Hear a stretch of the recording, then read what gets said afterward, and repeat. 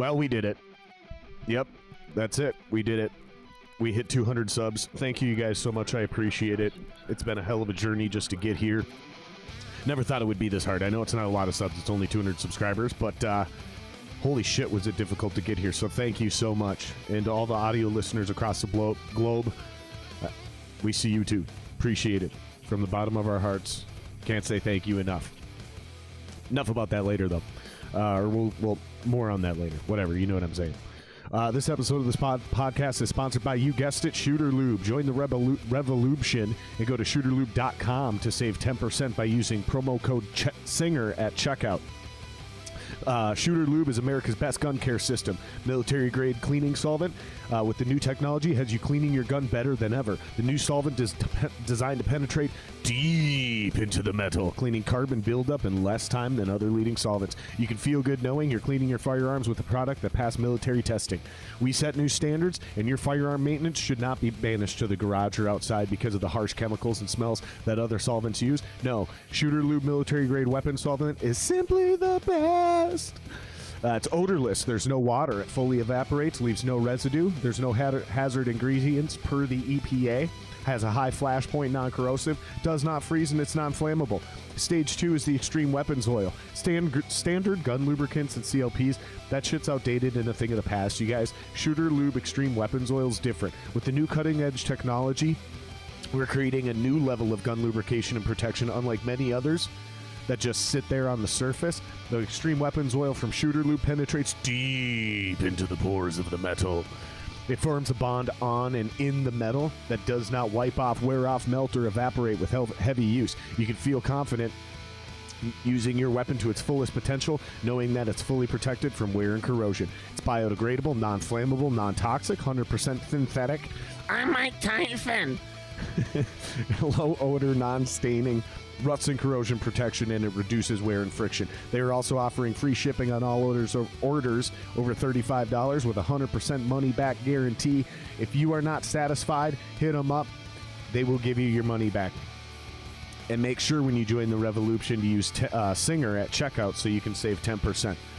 This episode of the podcast is also sponsored by Werner Elements, your partner in growth. Look, guys, you need a website, you need social media, and you need the best way to represent yourself these days, okay? Whatever you're doing, whether it's your full-time gig, whether it's your side hustle, you need a way to break out from the crowd, and we can help you do that. Here at Werner Elements, whether you're just starting a business as an artist to showcase your talents, or you're a podcaster or a musician or a comedian trying to get the buzz going, we offer websites for as low as $400. We also offer weekly, monthly, or 6-month social media packages.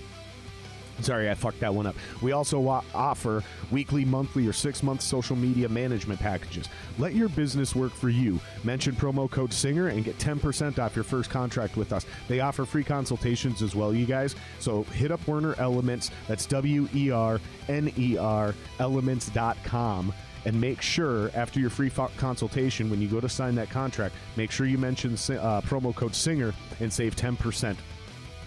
Also, if you haven't, please slap that thumbs up, smack the subscribe button, and punch that notification bell like it owes you money. That way you know when we post new content. It also helps the channel a ton, you guys. If you're listening on just the audio side on any streaming platform, please hit follow or subscribe, as well as leave a 5-star review on iTunes. It really does help the podcast grow. If you're feeling extra frisky, you can subscribe to our Patreon by going to patreon.com/JaredSingerLive and joining for as low as $2.99 a month.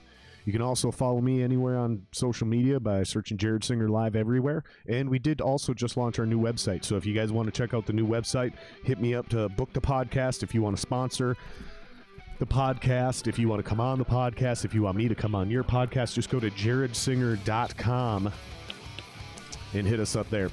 My guest for today is Travis Daugherty, old friend of mine.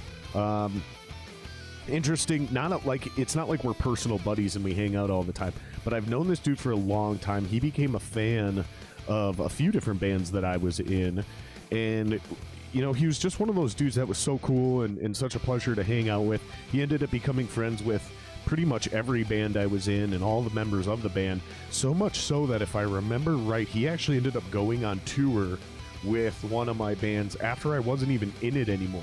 That's how fucking cool of a guy he is. Everybody loves him. an amazing tattoo artist as well. His name's Travis Daugherty. I'm just super pumped to have him on the podcast. I haven't talked to him in forever. Looking forward to this conversation. I hope you guys enjoyed as well. So give it up for my boy Travis, and let's welcome him to the podcast.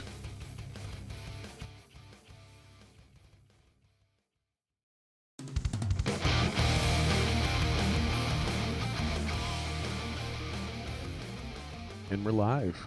Oh. There we go. I think it actually worked, man. Yeah. Son of a bitch. It's alive. Yeah. Travis, thank you for doing this, buddy. I appreciate you being here, man. Absolutely, man. You look good. Thank you. Fucking been a long time. Yeah. We have an interesting relationship, not like many other people who come on the podcast. Right. And you were kind of catching me up. So for people that don't know, real quick, Travis and I met because he was probably my first real fan of my second band I was in.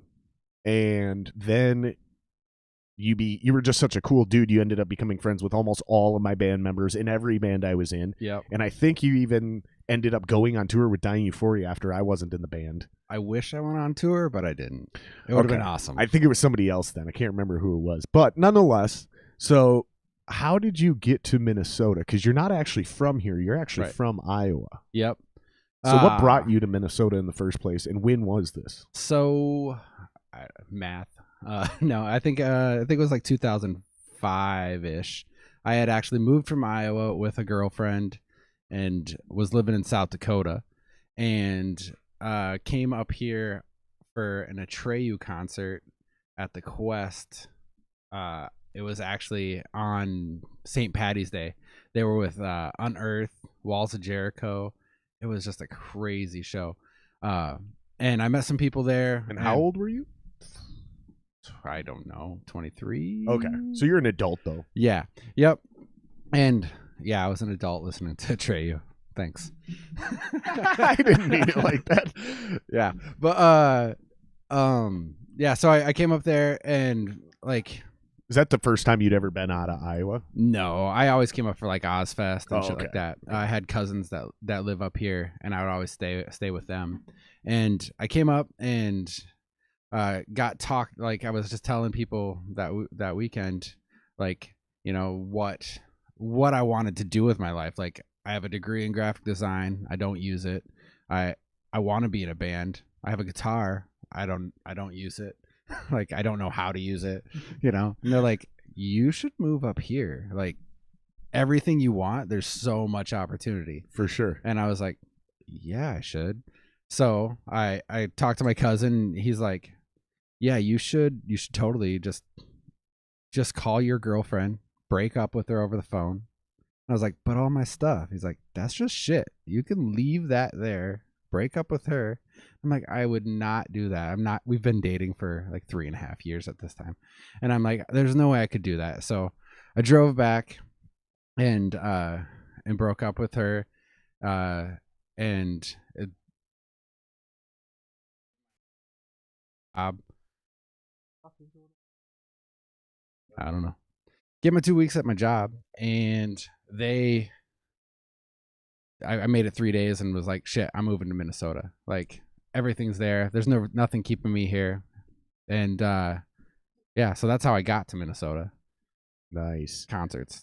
Always concerts. And then your introduction into the music scene, you said you went and seen a national band called, was it OTEP? Yeah, it was OTEP, and they had Mantis like on the undercard, and then Bainhage. Yeah. For people that don't know, that's a local band here. Yeah. And they blew me away. Like, I was used to the local bands at the time in Iowa were mostly cover bands. There probably was stuff outside of my realm, my little bubble, sure, that I didn't know of, but most of the people that I knew didn't. They were just doing cover shit. And so seeing this band, I was like, holy shit, these guys are really good. So yeah, and that's kind of the thing, is it's not just your first, because we talked about this a little bit before the podcast, and I was like, that's a hell of an introduction to the Minneapolis local music scene. Yeah. because you didn't just see like a good band. You saw one of our better bands that sounded amazing and would just rip your fucking face off. If you were even remotely into heavy music and you didn't see Banehinge and you didn't know who they were, you were going to walk out of that room probably really liking that band a lot. Yeah. So that's a good way to fucking come into the scene. I think the next one I saw was Epicurean. Like, really? So it's like, man, like Johnny's been, in case anybody's curious, Epicurean, John Gensmer's been on the podcast a couple times. You can go back and find those episodes. They eventually went on to get signed by Metal Blade. So you're talking about some lead singer went on to be a tattoo artist. Did he really? Laramie? Yeah. That's what he's doing now, huh? Yeah. Crazy. So you did want to be in a band. I never knew that. I did. I don't think you ever mentioned it. No, because I was like, first of all, self-esteem. I always struggled with self-esteem, but like, I also didn't ever I always would sit down and try to learn the guitar, but only the cool shit that I knew, that I'd heard, and then nothing else after that. So like I could play like little bits of songs, but nothing like a whole song. Like, right. So I was like, I couldn't do it. Yeah. And then I suppose you're hanging out with like legit musicians too. Right. So it's like you don't want to join the shitty bands in town because we're not going to name names, but there was a lot of shitty bands in this town. They weren't all good. Right. So you're hanging out, you're friends with all the good bands. You don't want to join one of the shitty bands, but you know you're not ready to join one of the good bands. Exactly. That's got to be a bitch. Yep. Hopefully this works. I think I'm going to fuck this up here in a second. Let's go here. And because I think the auto scene switcher switched off. Oh, okay. Let's see if this works. We're going to go back. Boom. Check, 1, 2. There we go. Oh, there we go. Now we're back. See, I'm Fighting learning. for the camera. I'm learning. Yeah, whenever we get drunk and fucking it gets really hectic, I just turn it off. And I'm like, we'll just stay on the overhead for a while. Yeah, it'll fucking give me a seizure. I feel bad for some of the viewers and listeners. So that's pretty interesting. So did you ever do, while you're flirting and hanging out with the scene and building real friendships and stuff, did you ever end up designing anything for anybody? Because you said you had a background in graphic design. Yeah. There was one time where I had been approached by Al with We Are Legion, and we like I tried, but I just couldn't do it. Like I couldn't capture the image that he was wanting. We were trying to do some t-shirts. Well, and they wanted like a classic death metal look, right? Well, it was actually like when I think of try to think back to when it was a while ago. It was right before they first came out. So or like they first released their CD. It was just for a t-shirt design. It wasn't like the classic metal, death metal like logo, but it was like, you know, the Jonestown murder with like, I can't remember the where they drank the Kool-Aid and all the people died. Oh, and like Jim Jones. Jim Jones, yeah. So it was gonna be that, and like it's still not but that's just the who. But like he was like standing up, and then all these bodies in front of him, and like but like in colors of like, I'm trying to think of like what comes to mind is like Day to Remember type, sure, like purples and pinks and like just craziness, and I couldn't figure it out, like the bodies and stacking them. So you think you were just too young? Or too new, or too inexperienced, or whatever. That and too in my head, for sure. Like overthinking stuff. Yep. That's interesting because artists talk about that a lot, and it's interesting because it definitely happens to certain types of artists more. Yeah. And I notice just because I'm so fascinated with tattoos. People would be shocked to hear that because I don't have any. Right. The reason I don't have any is because I've never found a single fucking person, no matter how good their artwork is. I've seen too many tattoos turn out poorly, no matter how good the mock-up is. Like when it gets on the skin, it's like, that didn't. So all the tattoo artists that I would trust are like, basically, you guys charge way more than I could afford. Right. So like what I could rationalize spending on a tattoo, all of you guys that are somebody I would trust. You guys are like, yeah, dude, I charge way more than that. Right. Like, you know? You're gonna have to save. Yeah, I know. Save. And then I'm also afraid of the addiction because anytime I get into anything, I always go fucking headfirst into the deep end. Totally. Yep. And then all of a sudden I'm going to have neck tattoos. Yep, totally. And it is real. Like as soon as like I often say like if you get a sleeve done, you get your sleeve done and you're happy with it. You're looking at it. You're like, oh, that's awesome. You look in the mirror and that's all you can see for that next week. But then that second week, all you can see is your naked arm on the other side. Like, what the hell? I gotta cover that. I gotta cover that. So, okay. So you tried to do some graphic design shit. So I'm curious, how do you get into tattooing? Like, how do you go from just being a good artist and being able to draw cool shit to getting somebody to trust you to put that on your body? Yeah. On their body. So, one is like, do you work on yourself first? I did. So the way I got into tattooing is I was at a horror movie convention, the Crypticon convention, and Monster Inc. was a tattoo shop back in the day that was on Rice Street.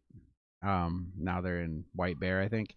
But Garrett Radio was there, and he was tattooing, and like I really wanted to get a tattoo, and I think I had to borrow money because I was broke. So I had to borrow money from my girlfriend at the time and my best friend who was there. He came up from Iowa, and so I sat down. I wanted to get this Jason tattoo on my forearm.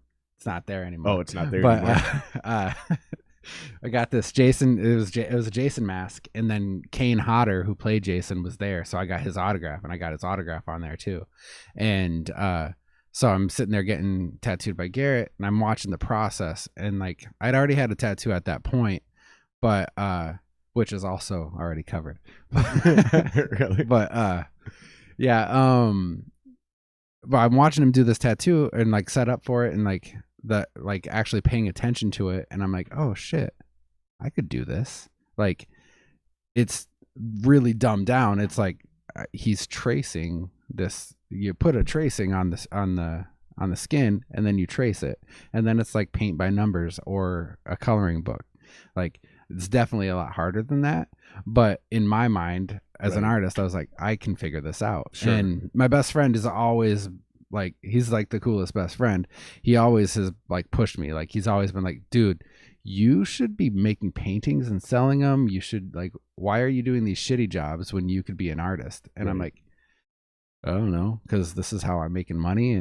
And so he really like, he's like, dude, you should talk to this guy. And I'm like, yeah. So he's like, hey, how does somebody get into tattooing? And the guy was like, gosh, everybody wants to be a tattoo artist when they're getting tattooed. And which is sure. He'd probably been asked that question 100 times by then, at least. And so then he so I'm like, yeah, I can actually draw though. I went to college. For drawing. I can actually draw. And he's like, yeah, everybody's moms put their pictures up on the fridge and tell them that they're good at drawing. And I'm like, yeah, but I'm really good, dude. And he kind of just kept on blowing me off. And I was like, I'll bring in my portfolio. Is this like? Do you think this is a test? It kind of is, but like, also, do you think they're kind of testing you? Like, yeah.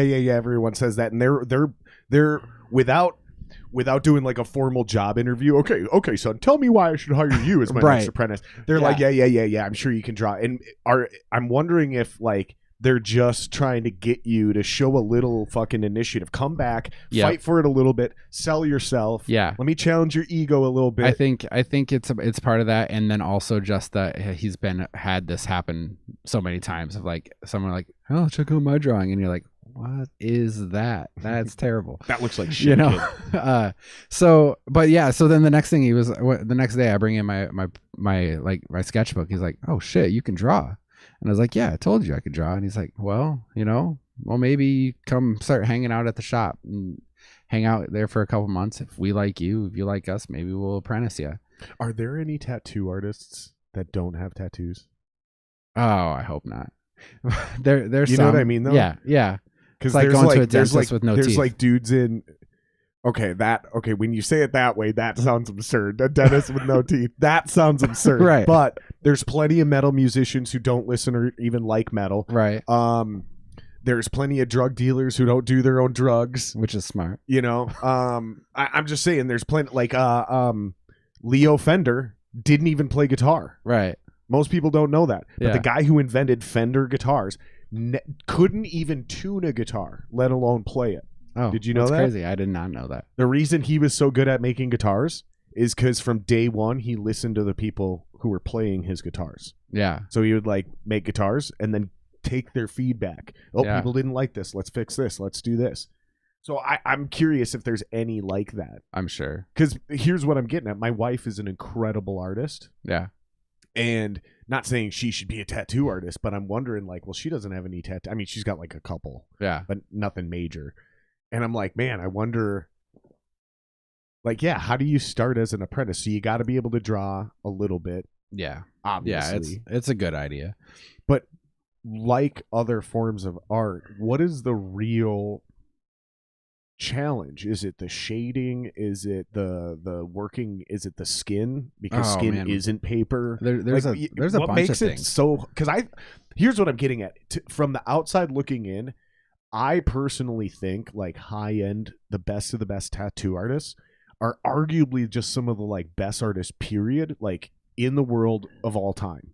Because you can look at Picasso and all those other guys, and that shit's amazing. Like I said, I've seen a lot of great artists, being a musician, going to a creative arts school, being married to a painter, but then to take that and put it on someone's skin and get it to look breathtaking, right, is a whole nother skill level. Yeah. Would you agree with that? It is. Because I'm not trying to blow No. smoke up your ass, man. Right. Like when it comes to like drawing and painting and that whole type of being an artist, so not a musician, not a comedian. Right. I think tattoo artists are probably, I think that's like the hardest job to do.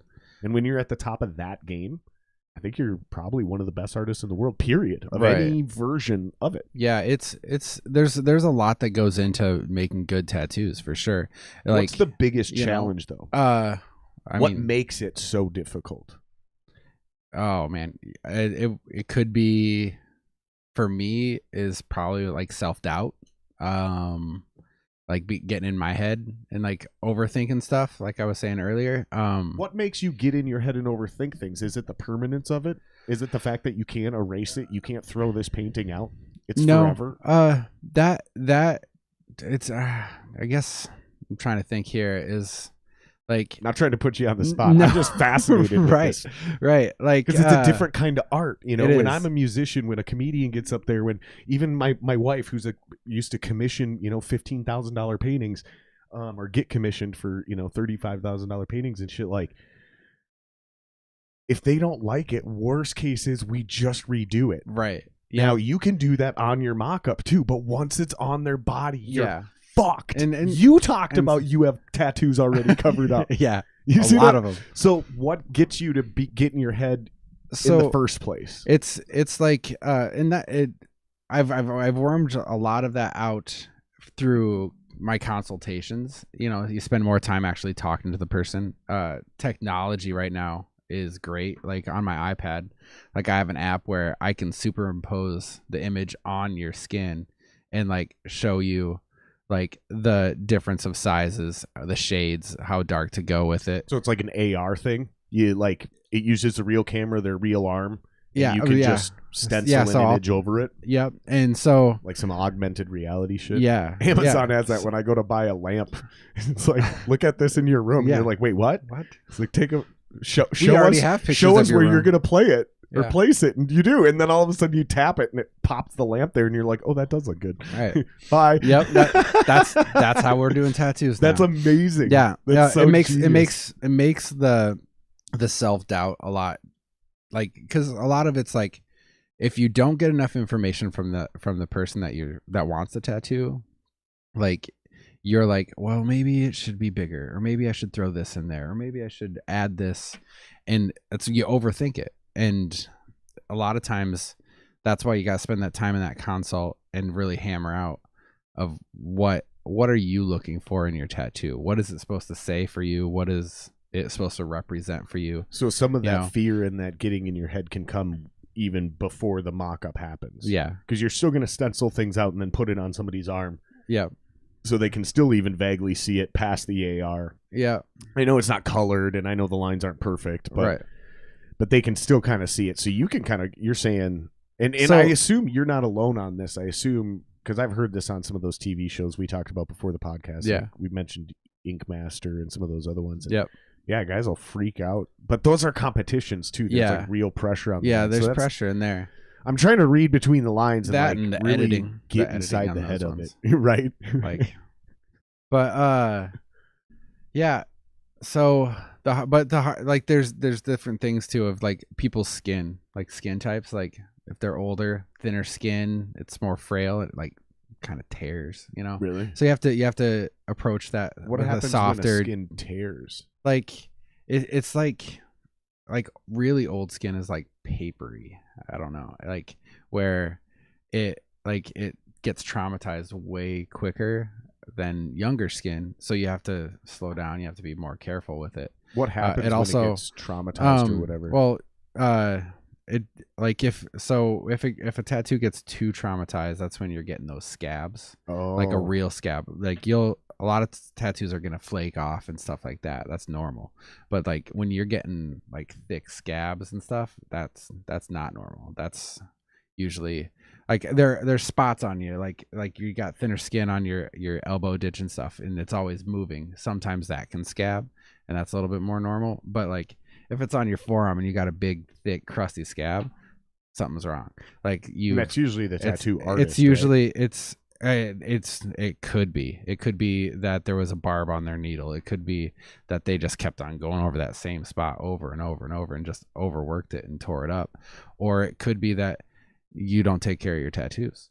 Like you're So what's happening there? Are they like breaking yeah. the skin too much? Well, They're like So with tattooing, it's the needles is going through your epidermis and leaving the ink in your dermis, and so like each time, like it's puncturing it thousands. how and far thousands down does it go? Because you got 7 layers of skin, right? Yeah.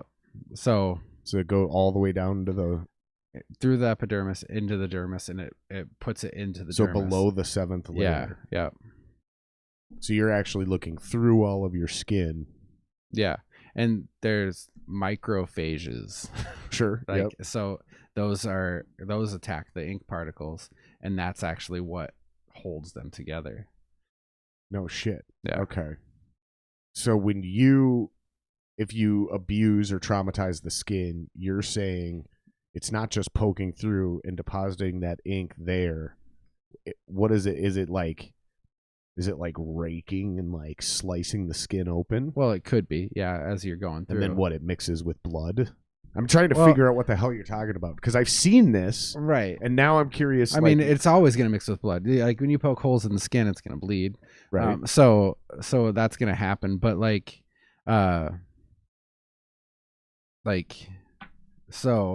overworking the area, like if you're going over and over and over and over, you know, it's just like when you're a kid, or like in like when kids would take a eraser and rub in the same spot over and over Sure. and over, and you get that burn. It's basically doing the same thing. You're Gotcha. wearing that skin down and traumatizing it. Interesting. Yeah. And that's a lot And easier scabs to do are on bad. older people's skin and shit. Well, it's easier for it to get wore down, and it's also easier for the needle to go too far. If the needle goes too far into the skin, it will create like what looks like a bruise. It's called a blowout. Mhm. So it like if you're looking at and it's usually on the outlines, where if you see it and you see like it expanding underneath the skin, like, and it looks like a bruise, it's because the needle depth went too far. Really? Yeah, and that shit doesn't go away. Like that's So it's like almost blotchy, like an ink blot. yeah. You can cover it up, but But it's doesn't still go there away, yeah. underneath it. So when Yep. you cover it up, what are you trying to do? Put more ink over it, yeah. on top of it, Yep. okay. So Yep, you're you not can just use trying different to like shades. incorporate it. You can use different shades. You could incorporate it, but you can use different shades. You can layer on top of it, stuff like that. What's the worst kind of customer to work on? somebody who's never had a tattoo before or somebody who's had a lot of tattoos? Oh man, What's worse? Out of those two, No. I'm just throwing those two out there. Say, if you've got an actual worse one, then let me know. The worst one, the worst type, type of person. I would say the ones that it's really hard. Like I don't want to put myself in this box or sound close to the mic too. Like I don't want people to think that I don't want these people to come in because that's not what we're saying. I work with everybody. That's not what we're saying. So when I guess it's more of when they and I have an understanding on it, and I'll go into it too, explain.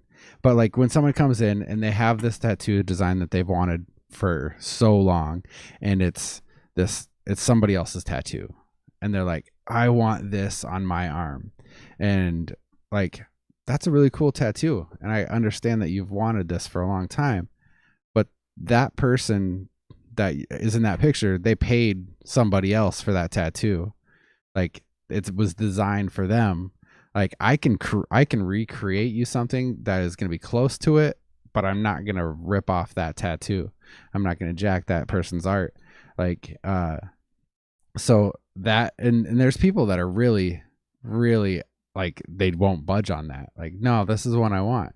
And even so much that they'll be like, oh, okay, yeah, go ahead and design me up something like it. And then you get through the consult, book the appointment, and then they come in for their tattoo. I've drawn it up kind of like it, but it's different because it's not their that other person's tattoo. And they're like, I just really wanted it this way. Like, no, like I'm not gonna jack that person's tattoo. Like, what's the reason that you're coming to see me? Is it because you think I can recreate like this person's tattoo, or you think I can recreate it, or I can create you a tattoo? Like, and I'm really good at talking to people and talking people through it. Because once it's that thing, like they've been looking at this tattoo for 2 years. They've been imagining this tattoo on their arm for 2 years. So when you're offering up that it's something else, it's like, oh, but that's not what I wanted, Sure. So it takes a little bit of time, and that's where that app I was talking helps out immensely. Like, dude, I can show you how this design will look on your body and show you that you're going to like it. It's going to turn out. So I have a tattoo that I want to get because even though I don't have any tattoos, no one will really ever see this one unless I want them to. And then it'll be just hilarious. Okay. And I just want 2 really realistic nipples on each of my ass cheeks. Nice. So when I moon people, it's just a fucking glorious pair of tits. Yeah. Would awesome. You do that? I'd do it. And how much would that run me? Oh, I can't give prices right now. No. How long would it take? Oh, depends on the size of the nipple, man. Anatomically correct for my ass. So I have to trace your nipples and put them on your butt? No. Perfect nipples. Yeah. But perfectly sized for my actual ass cheek. Right. Just like yeah. Just like yep. 2 perfect nipples. And I want them so perfect that I can even just do one butt cheek from time to time. Right. Get a little nip slip. Yeah, and I just want everyone to like. I want them to have all the range of emotions. First instinct is I want guys to be a little aroused. So it's gotta be really realistic. And then I want them to be disgusted with the fact that they were just, in fact, momentarily aroused. Right. And then I want all the women to be completely disgusted. Oh, yeah, they will. Just like, oh my God. Or I want them to just immediately start laughing. Yeah. Yep. I think that's the perfect first tattoo. Right. It's gonna be painful. Is it? Your butt's tat. Is the butt cheek? Is it because of the skin sensitive? Yeah. Really? Yeah, I think that's why people like to get spanked. It's those nerves there. That's such a weird fetish too. Yeah. I've known chicks like that. I've dated chicks like that. And it's like, I don't know, they're fucking weird, dude. Right. I don't get the. Yeah. I don't- Anyways. Yep.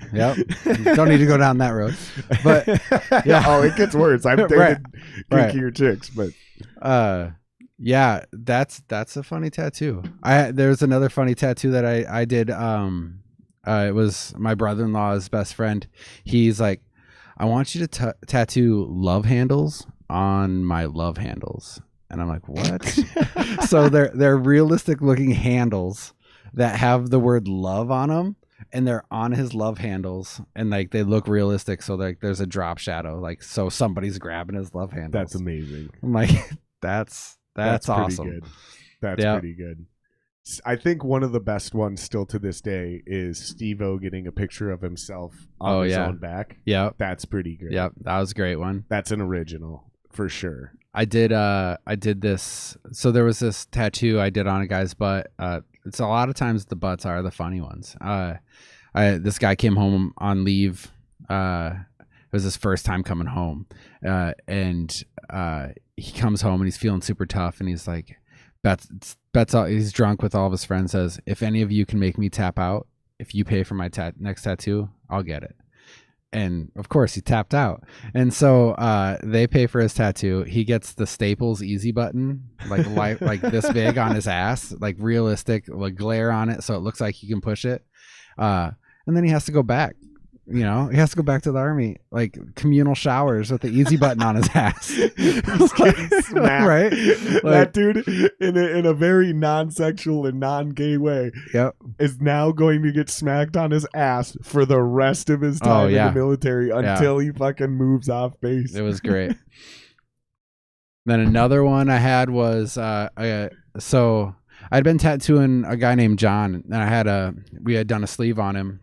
I come in and the receptionist, shop manager was like, hey, John keeps on calling and like pranking us. I think he says he wants a butt tattoo. I'm like, what? And he's like, yeah. Or she's like, yeah, he wants to get Wayne and Garth on his ass. And I'm like, dude, that sounds amazing. So I go on that app and I find like a picture of a girl thong bikini, and like put portraits of Wayne on one cheek, Garth on the other, and I send it to my buddy John, and he's like, yeah, that's cool, but why? And I was like, oh, it's your tattoo. And he's like, that's not my tattoo, man. I'm like, oh shit. So I go and I look at the computer and I look up the guy's number, and it's this other John that I had tattooed at the Minneapolis convention. I'm like, oh, this kid really wants to get it. So I call him and he's like, yeah, I was wondering why your manager kept on hanging up on me. Like, I'm like, yeah, she just thought you were pranking. We get lots of pranks like that. And so he's like, I always knew that I wanted to get a butt tattoo. Like, but I knew that it has to be funny. If I'm going to get one cheek, I have to get the other. So what is a good pair? So it was like Beavis and Butthead, like, and he decided on Wayne and Garth. Then we put Party on Wayne, Party on Garth over it. That's amazing. It was great. What is the weirdest fucking grossest thing you've ever had to tattoo? I really haven't had those type of things. Like the horror stories and the things that you think of or you hear. Like I've heard gross stories of things that my wife has had to go through because she's a piercer, but those are her stories to share. Sure. But like she's had to go through way worse than I have. But like, like it would in anymore, it's just like skin is skin. But like when I was younger in the career, like in my first year, I did an elephant head on a guy's hip where it kind of like was getting too close to the junk. And I was like, this is fucking weird. Like, this is uncomfortable. Like, where do I set my hand? Because you have to rest your arm and shit. And like, I'm not resting my arm on his junk. So that was weird. But as far as like grossed out, like I haven't had any like super nasty. Dude, I dated this girl one time and she had a friend. I'm not naming names. I'm not naming my ex-girlfriend's name. I'm not naming her friend's name. Nope, none of that. But I'll tell you what. Apparently, her friend wanted to get her genie pierced. Yeah. And, like, it was gross looking. It was gross smelling. Oh. The dude had a hard time finishing the job. Yeah. Like, it was just a bad. And then, like, I don't know. It's too gross to tell, man, even for me. Like, Right. I don't even get grossed out, and it's even too gross for me to tell.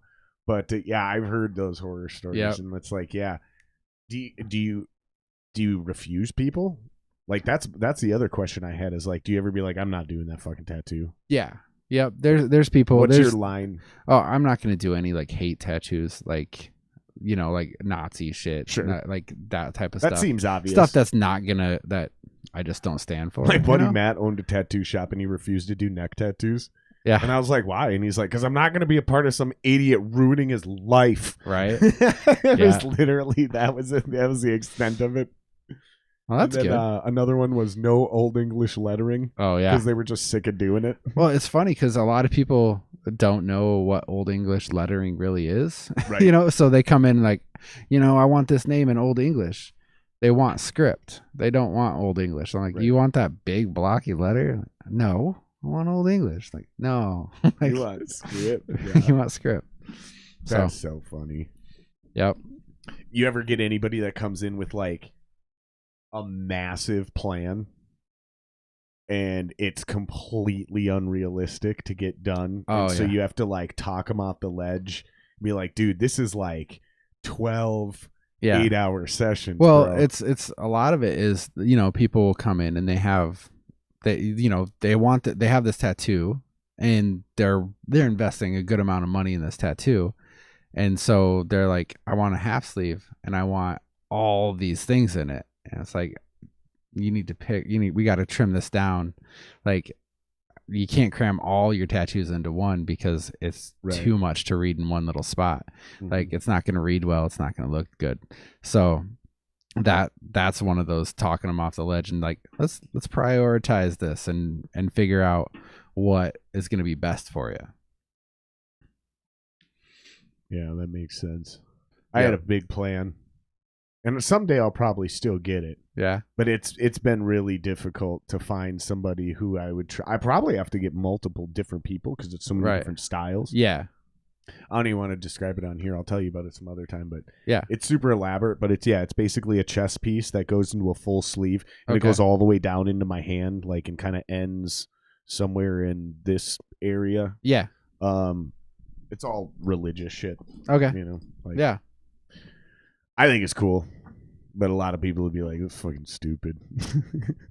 Yeah. So not only do I know it's going to be expensive, not only am I paranoid about finding somebody that's going to mark me for life, but Other also people the might not like potential it. of people mocking it. Be like, Right. it's fucking dumb. I mean, like, fuck, that's 3 things I have to worry about as Right. the customer. Right. I can't imagine what it's like being on. But again, that's why I'm fascinated with it. That's why I watch all those fucking Yeah. shows, dude. I'm obsessed with it. Yeah, I you gotta love do it. your homework. You gotta check out and look at people's line work and their shading and like what styles they do. I was telling one of my clients earlier, like people will look at a tattoo artist and be like, "Oh, that guy does really good portraits. He would do a great job at doing this script," and that's not true. Maybe they can, but just because they can do one style doesn't mean they can do the other style awesome. So like if it's not in their portfolio, you might want to like really talk to them about it. Like some people don't even like doing script, which I love. I love doing script. Is there anything you don't like doing? Like, is there anything, for example, like, you know a lot about music. Yeah. Cover bands. Yep. They don't want to play fucking Freebird. Right. You know, so don't be the guy at a cover show that yells out, "Play Freebird." Like, you're literally probably going to get a band member throwing a bottle at you that night instead of the other way around. Is there something like that in tattooing where it's like, no, fucking no, go to a newbie? Because like, I quit doing that after my first year of tattooing. I'm not like that. There are other, not in an arrogant way. There are definitely other artists that are a lot like that. I don't mean it in an arrogant way, like that's below me, right? But like, you're like, dude, I just can't. I can't stomach to do that anymore, dude. I'm sorry, I've just done too many of them. Yep. It's you know, you get to a point of your career, you can either take that route or look at it as look at the person rather than the tattoo. Like, that's a lot of times that's a part of, like, the big part of the consult too, is like, I'm going to spend time with this person, like maybe multiple hours. Do I want to hang out with this person for 4 hours? You know? So, but like, you know, understanding that, sure, this star is something that you've done 100 times, but maybe it's this person's first tattoo, and you have an opportunity to like really impact their life, you know? Like, that's one of the cool parts about my job, is that I get to hang out with these people, and I can like, I can impact their lives, just by being me around them, you know? So that's cool. That is cool. And you're such a sweet dude that people probably feel comfortable around you naturally. I hope so. Because there's some, like, okay, so let's circle back here for a second, because it sounds like we're all over the place, but I'm kind of circling around a theme here. Yeah. So I watch these TV shows, and I think a lot of people, when they're trying to find a tattoo artist, right, especially in a scenario, right, like a lot of times, like, you think, well, that guy's got cool tattoos, so he probably does good tattoos. That kind of shit, right? Right. When it's like, I didn't do this eyeball on my own fucking neck, bro. Right. Somebody else did that. But it's, so when I brought up, are there any tattoo artists that don't have tattoos? Because I think it's your wife here, or maybe your sister or something, but Amanda, is that your wife? Oh, Butt Cheeks Hurt. Yeah, that's my wife. She said lots of piercers don't have piercings. And then Danielle, I think she's been wondering that herself. She kind of chimed in. Hi, Danielle. Yeah, she wants to hear your take on it. I don't know. I'm catching up. Sorry, guys. We usually don't have this many chat this early. Usually takes people an hour and a half to jump into chat. But I'm curious about that, because I don't necessarily think about it that way, because I immediately look at somebody and I'm like, well, you found an artist that you wanted to do your shit. Yeah. And then just because your tattoos are cool have nothing to do with that. And some of the guys, they have the cool neck tattoos, they have all this other shit. And then I hear them talking to their, and I get it, it's a contest. It's totally different than real life. Yeah. But I still think there's some modicum of how you are as an artist. Yeah. Almost like you need a little bedside manner, like a doctor, right? It goes so far. Right? Because huge. There's two of these guys. Huge on that. There's two of these guys where one of them, he goes, listen, man, that's not going to work out. We got to do this, blah, blah, blah, blah, blah. And he's like, yeah, but I really want this. And he's like, okay, here's the deal. You can either screw me in this competition and I can try to do that, or you can let me do my artistic take on it and give me a shot at winning this thing. Right. And he goes, well, dude, this is going to be on me forever. And he goes, yeah, but it's free. Yeah. And I wanted to reach through the screen and grab that tattoo artist and strangle him. Like, dude, no, it's not free. Like, he's paying a cost of living with it for his life. Yeah. You're still technically, I don't care if you're on here for free and you're here for the $100,000. I know how Hollywood works. You're being paid to do these tattoos. Yeah. Like, you're not going on these fucking Ink Master shows and actually doing it for free. You get paid, because that's how fucking Hollywood works. Yep. When you're on camera and you talk and it goes on TV, you have to get paid. Yeah. It's how it works. If not, the whole union thing breaks down. So, like, don't be that guy. Pretend this guy is being paid if you have to. Do whatever you got to do. It was just like the worst level of customer service. And then there's another guy who like totally fucked up his tattoo. And when the guy came back, you know, when they do the redemption Oh thing, yeah. and he was like mad, he's like, dude, you fucked up my tattoo. I've had to live with this thing for 6 months. Look Right. at this shit. And the dude's like, first off, change how you talk to me. And I was like, you fucked this guy. Right. You marred this dude for life, and you're On TV. yeah, and you're disrespected. Yeah. There was another guy too who like he did the tattoo. Dude came up and he was like, dude, what the fuck, man? This is totally fucked up. This ain't even what I asked for. And dude just leaves. And he's like, oh, really? You're going to walk away? You're not even going to talk to me?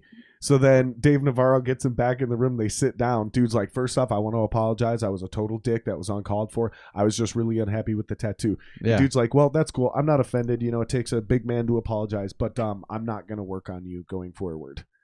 And it was like, that's why you're here. It's the redemption thing. Right. Like, you get to fix the tattoo you fucked up. And he's Right. like, no, I don't. I'm just not going to work with anybody who would ever disrespect me like that. It's like, dude, you fucked his tattoo up. I watched To a me, couple that's of the those. greater disrespect. Yeah. Like, and maybe I'm going too crazy on this because I'm not a tattooist. I have no idea what it's like to be one. I watched but, a like- couple of those and thought, and I was surprised on the redemption one that the people wanted to go to that same guy. They did. Like, They don't. It's well, all so- a setup. Like you right. said, it's the editing. You They're know? like, we have an artist here that's willing to tattoo today, and then they walk in, it's the same guy, and it's always like, oh, Yeah. you're fucking kidding me. right. Like that's such I a just can't scam. believe that there's some people that like get rude about it. That's But- what I'm getting at. Is like, like- you're such a sweetheart. So with that That's got to one, go a long way. with that guy, the guy that was like, dude, this is my competition. It was that I understand that guy is in the game now and he's trying to get there, but he's like, well, I'm either gonna get kicked off today Yeah. or continue to make Would you make ever a chance. go on something like that? No, not a chance. You think you'd buckle No. under the pressure? No, I don't think I don't think I'd buckle. I think I wouldn't want to place my name, my personality in an editor's hands. Like I don't want to be like them to take Do you know how take you could, me you could like have them in the palm of your hand like putty, dude. Like you're a Midwestern boy, right? A sweet Right. Christian Midwestern boy, Right. You're genuinely fucking nice and like mild mannered, dude. Like you would manipulate that whole fucking. They wouldn't be able to paint you as a bad guy. They like you would become an instant fan favorite, and everyone would be cheering for you to win. my thought was always that they're gonna get me like rolling my eyes at some dumb shit that somebody else said and then put it like in some other area like what, how could he be, what an asshole, why would he be so That's so funny. I don't think that would happen, dude. I think you'd do really well on that. All right, let's grab some of these comments. Sean and Rush. questions. Sean I have Rush. a really cool Boba Fett one that I want to do. Okay. It's like Boba Fett's mask with Han Solo frozen in carbonite, like in the reflection of it. So Like- you can't talk prices online, but I know how you guys communicate in hours. So how many Yeah. hours would this piece take? That And I know one? it depends on size and location, but like Right. ideally, where would you want to do it on? Is it a chest So- piece? Is it like I mean, it would be a good like bicep or thigh, right like a above his bigger- junk? right above his junk. Like, no.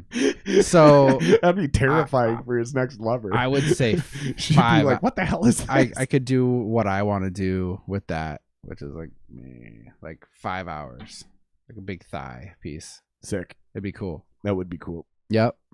How many Baby Yodas have you done since that show came out? I haven't done any. Not one. I haven't done any. You gotta be Like- fucking shitting me. I don't have any. So I don't have any like. I haven't. I think I've done a few. I've done like lightsabers and stuff like that, but I don't have many Star Wars tattoos that I've done. Annette B asks. She says, "Now I'm," or she didn't ask. She says, "Now I'm wondering if I have old skin." Oh, But Annette. that's why I asked that, because I know a billion people, it seems like, who have tattoos. Like everyone has tattoos except for me. And every time I've seen what you're talking about, and maybe it's because they knew what they were talking about as well, and they skipped all the bullshit and just gave me the straight answer, which is like, Yeah. that's a bad tattoo artist. right. Because maybe from afar my buddy was able to see that guy has like decent skin. Yeah. Because that scabbing you described, Yeah. like, I've always heard that associated with a bad tattoo, and Yep. specifically from a bad tattoo artist who was like too rough or too like. Yep.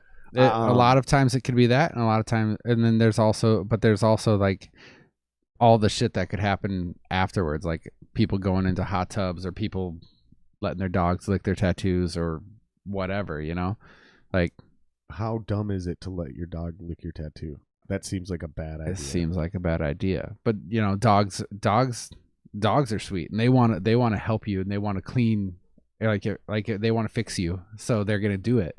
And if you're like not paying attention or whatever, you don't wash it off after they do that shit.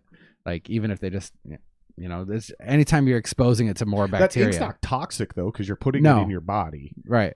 It used to be. There used to be stuff about like toxicity and stuff. Now it's like I use vegan friendly inks. Oh, how progressive of you. Yeah. Yep. Yep.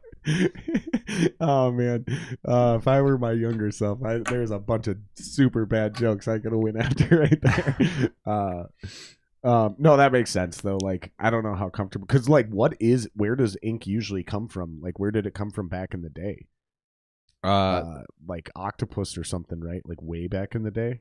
Oh, I don't know that. Isn't that where they got it from? Way back in the day, it was like squids and shit that actually shot that ink. I don't think so. Maybe. I thought that's what it was from. I like ash, like a lot of like burnt stuff is where you get your black inks. That actually makes a ton of sense too. Bone, especially if it's charcoal. Yeah, and you're going for black because that's actually an antitoxin. Yeah, so it's actually gonna pull bad shit out. Yeah, like you're actually kind of doing yourself a favor. So Annette is no, you didn't have old skin when I tattooed you. Thanks, looks like Dustin. You got some fucking fans in here, dude, because I don't recognize any of these people. Yeah. Dustin Honorad says Travis is badass. He does awesome work. And Danielle, butt cheeks hurt. Ask how much on location body. Yeah, we got to read these online because there are listeners. Was just gonna ask how much location on the body influences client tattoo choice / your design inspiration. It depends. Like, yeah, not a whole lot. Like, I'm tattooing anything really. It's more of what the design is gonna be. That's what that and the personality of the person. Like, if I feel like it's gonna be like there's the type of person. Sometimes there's the type of person that, like, when you tattoo them, they're just like mean mugging or just like in a bad mood, and it will, if they're not talking to you about what's going on, it really can get in your head like, oh, they hate their tattoo, so see, I don't want that person. For me, I think I'd be the guy who would like throw headphones in and like want to watch a TV show. Yeah. Because I don't want to fucking distract you. I don't want to psych you out. Right. I don't want to fucking think about the pain. I like want to like seriously, when I go to the dentist, when I fucking sliced my arm open and had to get stitches, I'll fucking throw my headphones in and just blast that music as loud as I possibly can. Shit, I know you're not supposed to drink, but I might even come in there doing some mushrooms, man. Because like, let me get on some mushies and like go off and do my own thing in my own mind, listening to some fucking Jimi Hendrix while you're. It could be a really good the arm experience or a really really bad one. I'm not gonna do a lot of mushies, just enough to take me a little somewhere while I'm listening to something. Let me ask you this. We got a couple more questions to get to, but I also want to give them time to put some more in there before we completely catch up to the questions. When a new person comes in, and this is kind of jumping off of her question, is it more common that somebody comes in and they're like, I want this, and then you have to help them decide where, or do they come in more often with like, I want something here, and they're not sure what to get? It's more often that people will come in and they have a rough idea of what they want to get and where they want to get it. And usually, sometimes there's a couple. Even a newbie? Yeah.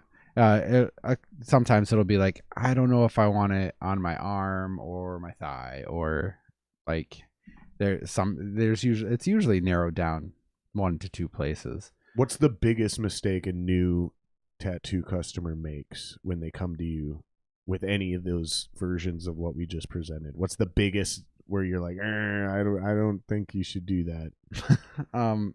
Back to the wanting exactly what somebody else has already gotten. That's definitely the biggest mistake.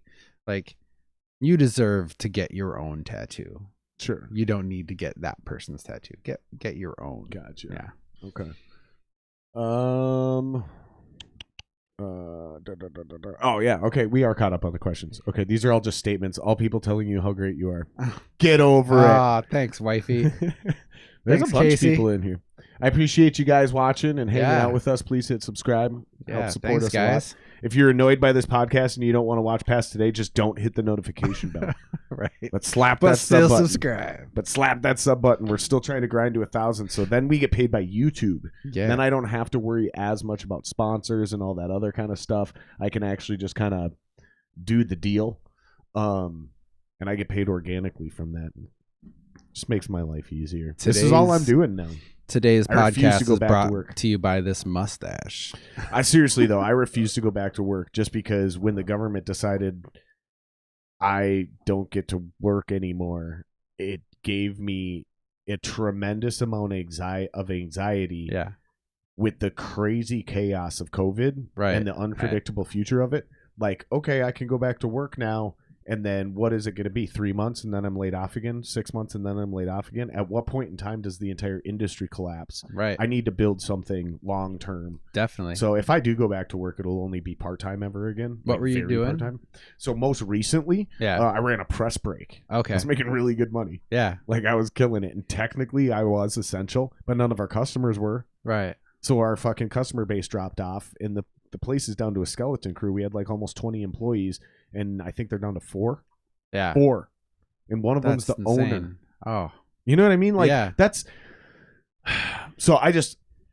Basically, that's all I'm saying is like, this is what I'm doing now. And if I Yeah. have to go back to work, it'll be part-time, just something to fucking make ends meet, because I'm not putting the future, quite literally, of my family in the hands Right. of anybody anymore. Because I can keep podcasting through the pandemic. Yeah. Scheduling got a little hokey for a while Right. when people were really freaked out. Right. But other than that, And if you had to, you could do it like Zoom type podcast. Like if the I could big pull it wigs are off. The doing. reason Yeah. I'm not doing it is because 2 reasons. Number one, I physically can't get it to work right. Right. And it's mostly because of the people I'm doing it with. Yeah. Their shit comes through so laggy. Choppy And choppy, Yeah. and it's just really bad.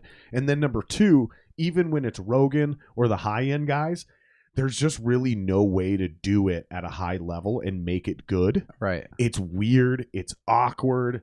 It's really hard for us to interject. Yep. Instead, you end up interrupting, and it's a way different vibe. And like me as a newer podcaster, where I already interrupt too much and I need to like work on those things, Yeah. you invite that environment where all of my weaknesses would just be amplified. It's just, I'm just not gonna do it. Right. And I don't know if I'll ever do it. Like, honestly, if I ever got to like a Rogan level, which I probably never will because I'm not fucking Rogan, right? Like, I'm not on Fear Factor and I don't have all these UFC things to help push the podcast because it's cyclical for him. Yeah. All I have is the music. But if I ever get to a level where I could get a guest like an Edward Snowden, that would be the only one I would do a remote, because he's not ever Right. going to be You able can't. to do one in person. That Right. would be the only one. Yeah. And he does it from a studio with a high-end mic, and like, Yeah. he's got a better internet connection than I do. Right. So yeah, Yeah. I'll do it with him. Okay. Other than that, I just can't pull it off. But you're right. If push came to shove and I had to do it for survival, it's still an option. And if we were at that level and I had the funds and Yeah. I could get the extra gear and whatever I needed to pull it off, then you're right. Yeah. I could absolutely. It is technically an option. I just refuse to do it right now because I can't pull it off.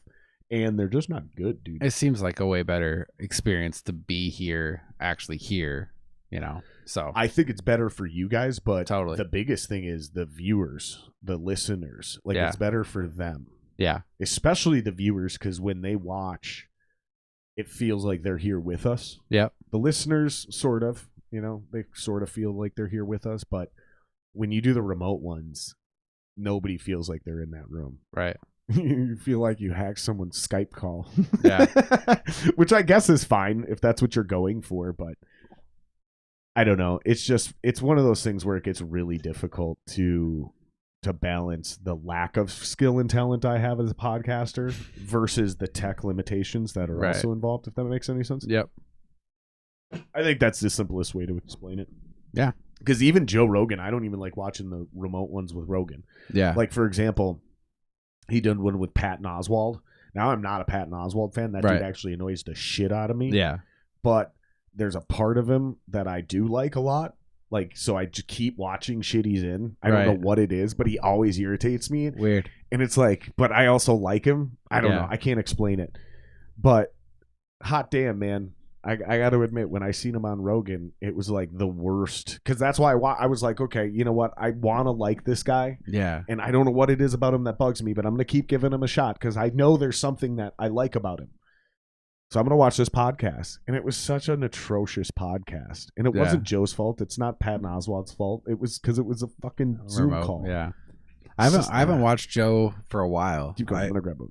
I was watching him for a while, but I haven't in a long time. I think the last one I watched was probably the Kanye one, which was awesome. Did you watch that whole thing? Yeah.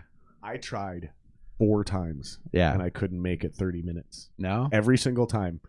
Like, I literally started it and made it 10 minutes in, and I was like, I can't do this. I can't listen to this. Yeah. And then I was like, no, I'm going to give it another try. Started it over, made it 20 minutes. Couldn't make it. And then finally I was like, you know what? Okay, we're going to give it a couple more tries here. And I went to that mark, that 20-minute mark, I gave it another 10 minutes twice. And so I never made it 30 minutes into that podcast. 4 different times I gave it a shot and was just like, no, this dude's a goddamn lunatic. I'm sorry. I listened to probably the most now. I watched the Pat McAfee. I love that one, my dude. Gosh, so you're a huge sports fan too. Yeah. I love football. I didn't know this as much about you, and it was relieving to hear that because it's so hard. Me being such a sports fan, it's so hard to talk to musicians and artists where they're not when they're like, oh, I'm not a big sports fan. That's fine. But when they say shit like, I hate sports, I'm like, how am I going to make any points then? Right. Like, because I think in sports analogies, or at least that's the way I explain things to other people. And it's like, dude, like none of this shit that motivates me or the things I think or feel are going to resonate with you if you hate sports. Like, and then I always think like, what happened to you? Yep. Yeah. What happened? Pat McAfee's great. I think he has one of the best. It's not even a podcast anymore. Right. If it ever was. Well, it's like a cross between, if anyone's confused, show? It's like a cross between Dan Patrick, Howard Stern, and Your Mom's House. Yeah. That's really kind of what it would be, right? Yeah. Yep. There's like a group of people. It's kind of chaotic. They do interviews, but it's also just a hang. Yeah. Very unique. Yeah. That dude's fucking hilarious. And he's hilarious. He's so talented. Did you see the interview? You're a Bucs fan, but you live in Minnesota. Yeah. Did you see the interview when with Justin Jefferson from the Vikings? I don't think I did. So Justin Jefferson calls in, and fucking Pat McAfee. So like, hey, Justin, so do you remember a couple of weeks ago when you were on the field and you told Kirk Cousins to go fuck himself? And Justin's like, wait, what? And he's like, yeah, hold on, play the clip. And it was the clip where, because it's a dead stadium, right? Yeah. And all you hear is, what the fuck, Kirk? Throw the flag. And it's the flag route. Yeah. And it was just, that shit gets said all the time. You just never hear it. And he goes, yeah, see, like right here, in like we got to bleep it out, but and he doesn't because he says it with no bleep. And he goes, we got to bleep it out. But you clearly say here, go fuck yourself, Kirk. You fucking suck. So it's like, dude, I was dying laughing because this is a current NFL player. Yeah. Like usually, like either the Vikings or the NFL, somebody's loosened up because you have current NFL players going on podcasts where F-bombs are being dropped, like the craziest shit's being talked about. Pat McAfee talks about doing drugs and smoking weed and partying and shit. And nobody in the NFL's like, you can't go on that. Right. Aaron Rodgers goes on every single week. Yeah, made me like Aaron Rodgers more. I know, he's hard to hate him. Yeah. He's actually pretty cool. He's just cool so dude. Chill. He's still got that kind of smugness to him. Yeah. Like when guys take shots at him, he like But every once in a while, he'll be like, "Yeah, you got me on that one." Yep. Then yep. that's when I have a hard time hating on him. Yeah. It's easy to hate on Aaron Rodgers when he's got that chill, smug. Somebody takes a seriously good dig at him, and then he spins it, and he's like always immortal and untouchable. Like, Yeah. But then every once in a while, he'd be like, "Yeah, okay, fine, you got me on that Right. one." And it's like, okay, so you are just like another dude. You're just you are that chill and you are that cool. Like, okay, I get it. Yep. I just never want to see him in a Vikings uniform. Right. Not like Favre. No. Because Aaron Rodgers is soft. Yeah. He is. He's soft. He thinks he's tough, but he's not. That dude's soft. And he's also super pouty. Did you see the Chris Godwin interview with Pat McAfee? No. So they were going. That one's got to be pretty good. They go into like, so you won the Super Bowl and now you're a free agent, and you're about to get paid. So would you take a cut to stay with this team? And then it lagged out and Chris couldn't hear what they were saying, so he just sat there for probably like 45 seconds, like. And Pat's like, "Oh, this is the best ever." He's just giving the silent treatment. This is awesome, and like it was great. Like, so on one side, it's just erupting because it probably didn't freeze for us as the viewer. So Pat McAfee's side is just losing their minds, and he's just sitting there in like, silence. And he was really patient about it too. Oh man, that's funny. I love that one. Two Bears, One Cave is probably my current favorite though. That one's good too. It's only once the a fighter week. and the kid. I did like that one until Callan left. Yep. I'm sorry. I got Callan's back on that, dude. It. Yeah, I believe Callan. I don't think any of those allegations are true. Yep. It's just it doesn't. Usually the math adds up real quick. Yeah. It makes sense usually sexual allegations against dudes. I'm not one that's oh, I always believe the guy. No. Because that's as bad as always believing the woman. Yeah. Like, no. You don't always believe anybody just because of their gender, ever. Absolutely. And I don't care what team I'm on. Fuck that. No, that's not how I think. But I do hear these stories. I try to put myself in those situations, in situations that I've been in for real, in comparative situations. And when they're legit, I'm pretty good at being like, yeah, I think he did that one. Right. Like, do you remember the Maynard one? Mm-mm. So Maynard, somebody tried to Me Too Maynard. Okay. And I read that shit and I was like, this is the most fishy shit I've ever read. Like, I call bullshit top to bottom, and it lasted like 2 weeks and then immediately got shut down. You never heard another word about it. Right. Because even other people are like, this girl's story, I didn't even know these details.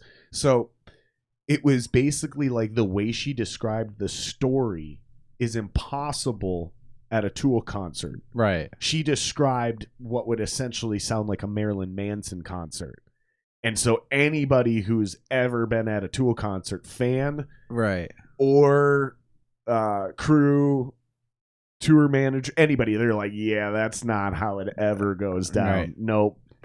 But even me from the outside looking in, when I just read her claim, I was like, yeah, there's so many holes in this. This just doesn't make any sense. Like, it's so obvious that parts of this are being completely fabricated that it makes it very hard to believe there's any truth to any of it. One of those two things.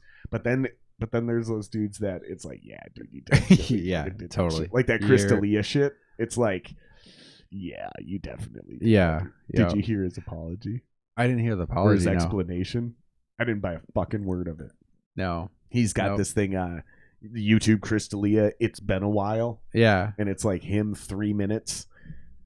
And it's like, I talked with my wife about it, and I was like, here's what I think happened. I think he's going broke because he hasn't been doing anything for so long.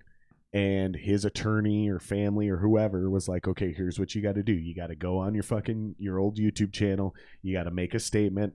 This is what you got to say. And then you're going to lay low for another 6 to 9 months. And then you're going to slowly start, and we're going to build this thing back slowly but surely.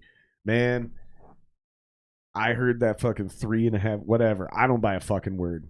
Because like everything he says is shit like this. This is why I think it came from a lawyer. All my relationships were consensual and legal. Yeah. It's like, no one's accusing you of rape.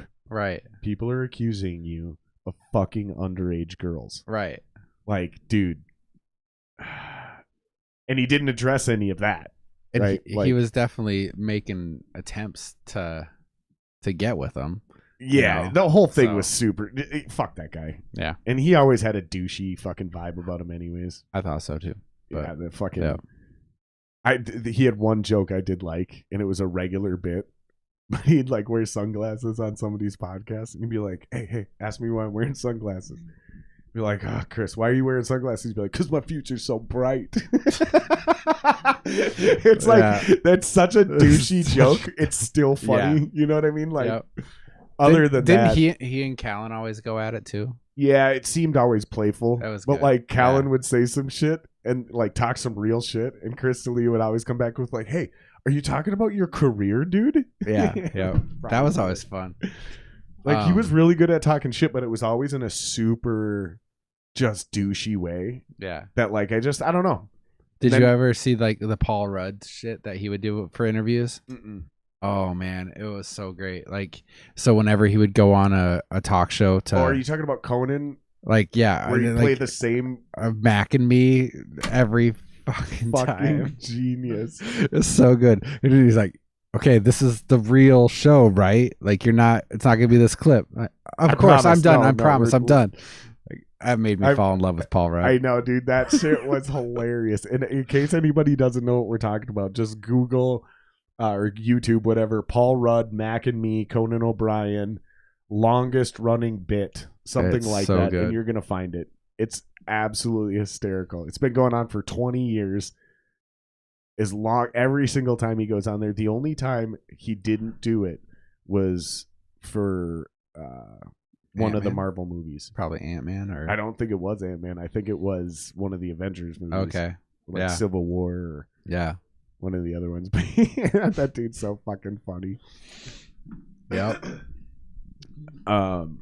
So I wanted to ask you, I asked you this before the podcast, but so you're going to try and open up your own shop soon.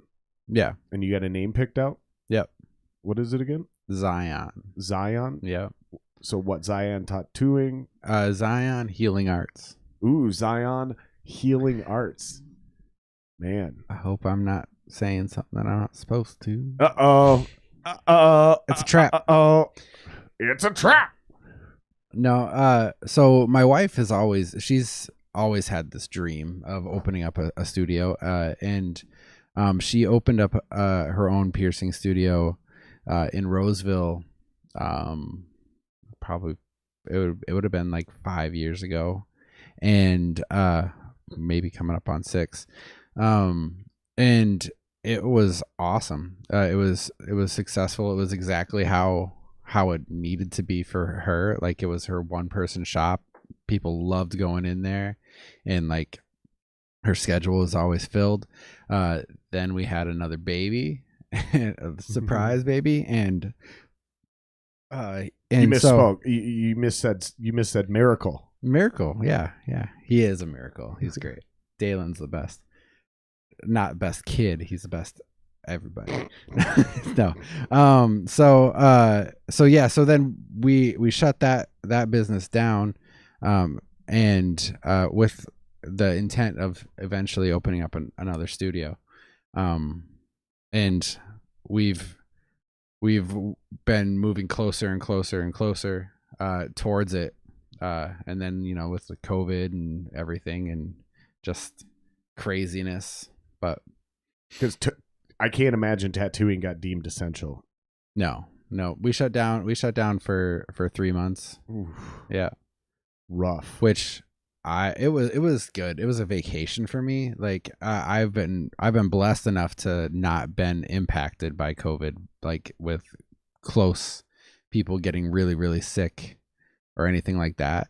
I've had people, friends and neighbors and stuff get COVID, but they never got really bad.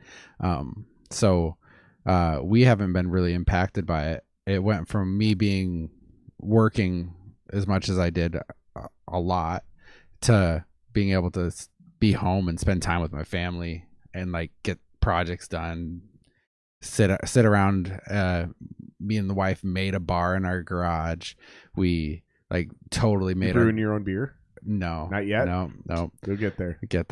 It's once you build that bar, yeah, you're gonna want it's someday it's gonna come up. You're gonna be like, let's just brew one of our. Let's just try it. And then all of a sudden you're gonna have a fucking. It's just like tattoos. Then all of a sudden you have a keezer where you're brewing 8 different kinds, and then you got the Raspberry Pi thing, the automated tower, so you just set it and forget it. You walk away and nice. Yep, that's the shit. So we got together and just got to spend a lot of time and just pouring into our relationship, pouring into the family, and like, so it was a blessing to have 3 months. And it got to the point where, so then I was like, that's how I felt for the first 3 months as well, with everything open. right. So then I got to go back, and so then when I went back, it was like we can only have so. Sorry. Vague emoji. Yeah, that's you're already throwing that out and letting people know. Yeah, we got to build the hype. Yeah, hype building. We got to build the hype train. Right. And so when we went back, it was at our shop we had 10 different artists, so we had to like split time so too many people weren't crossing paths, and so it went to being like me working 3 hours a day, or 3 days a week, rather than 5. And I was like, I really like this. Like, I like these long weekends. I think I'm gonna keep my schedule like that. Nice. So, yeah. And if you're good enough, I suppose you can make enough money. Yeah. I've been blessed to have a really good schedule and really good clientele to follow me, and to keep on coming and getting tattooed. So that's one of I think the most interesting thing about your version of art versus like my business is, like, let's say somebody balks at whatever price I put out there for my band. Yeah. They're like, oh, that's too much. Right. I can be like, okay. Or, right, be like, well, we draw X. Our people, your numbers are based on $20 a head at the bar. Our people drink $40 a head at the bar on average, blah, blah, blah, blah, blah, blah. And you can negotiate. I mean, this is what a good booking agent does. Yeah. That's in our industry. That's how it works. Yep. But in your industry, if somebody's like, that's way too much, I could go get this guy to do it for this price. You can be like, I don't give a fuck. Like, You're not paying for. It's almost like being a heart surgeon. Like, you don't want the cheapest tattoo artist. You want the most expensive one you can afford, because it's all talent rated. Yeah. So it's not. You see what I'm getting at? Yep. You're like, nope, I'm going to charge that, and I'm not willing to come down in my prices. Right. There's tattoo artists for that person, and everybody's gonna get the tattoo they deserve, whether they want to look at, or they just gotta look for I it. got a question for you. Yeah. I forgot to ask this earlier. How many dicks have you tattooed? Not like 0 penises, but how many times has somebody had a tattoo of a dick? 0. You've never done one? No. Would you? Yeah. Okay, good. Right. Yeah. Because I got plans. This one's not for me. This one's for a buddy. Yeah. And I know exactly where we're going now. He's losing a bet soon. Oh, shit. The best part is he's probably not watching this podcast. Right. So, yeah. So you're super into Game of Thrones and Walking Dead. Yeah. What other shit are you into that's occupying these off days other than fam? Oh man, Are you watching WandaVision? I haven't yet. So good. I'm not gonna spoil anything for you. Yep. I that's why I started. I was like, when I was listening the other day, I was like, I don't know if I should keep going. I'm starting to hear stuff. Yeah, definitely made a good move turning that one off, because we went deep. Yeah. Yeah, we'll spoil that whole fucking show for you, because the whole point of that show is the mystery. Yep. It's more of a. This is a crazy analogy, but it's more of a Lost than it is a Game of Thrones. Yeah. So it's not just about predicting what's happening. It's about not knowing and trying to figure it out. Yeah. If that makes any sense. Yeah. Whereas Game of Thrones, it was like you knew what was happening.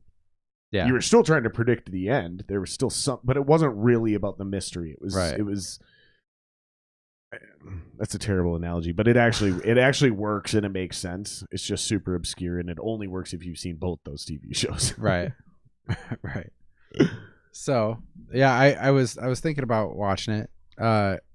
So I haven't been able to watch a whole lot of TV lately because we're me and my wife are doing the 75 hard, which is a mental toughness thing. As I sit here and sip beers. Yeah, is a mental toughness thing that is it was designed by Andy Frisella. So you have to do 2 45-minute workouts a day. One of them has to be outside. You have to drink 1 gallon of water a day. You have to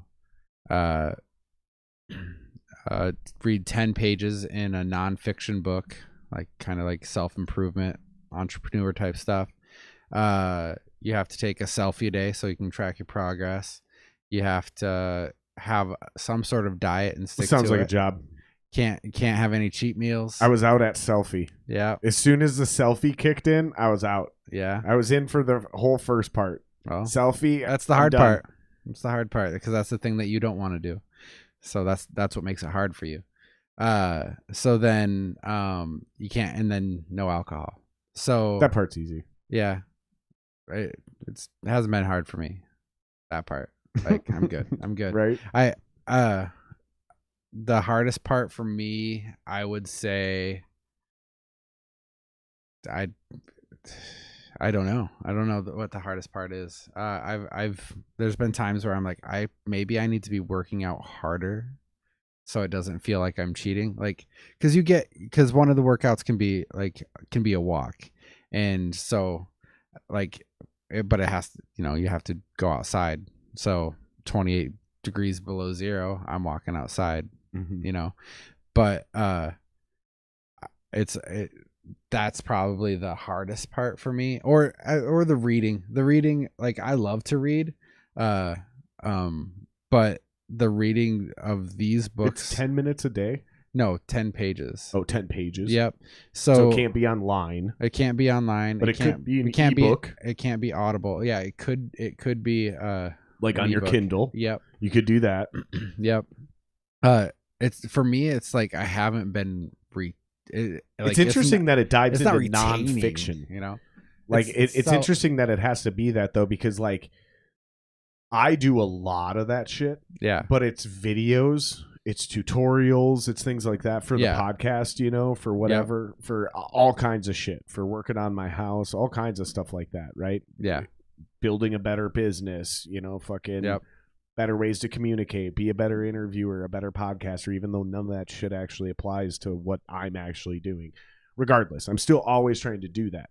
Yeah. But there's not enough information in text form that actually applies to anything I'm directly trying to accomplish that I haven't already read. So, like your classic shit, 7 Habits of Highly Effective People. My wife's reading that one right now.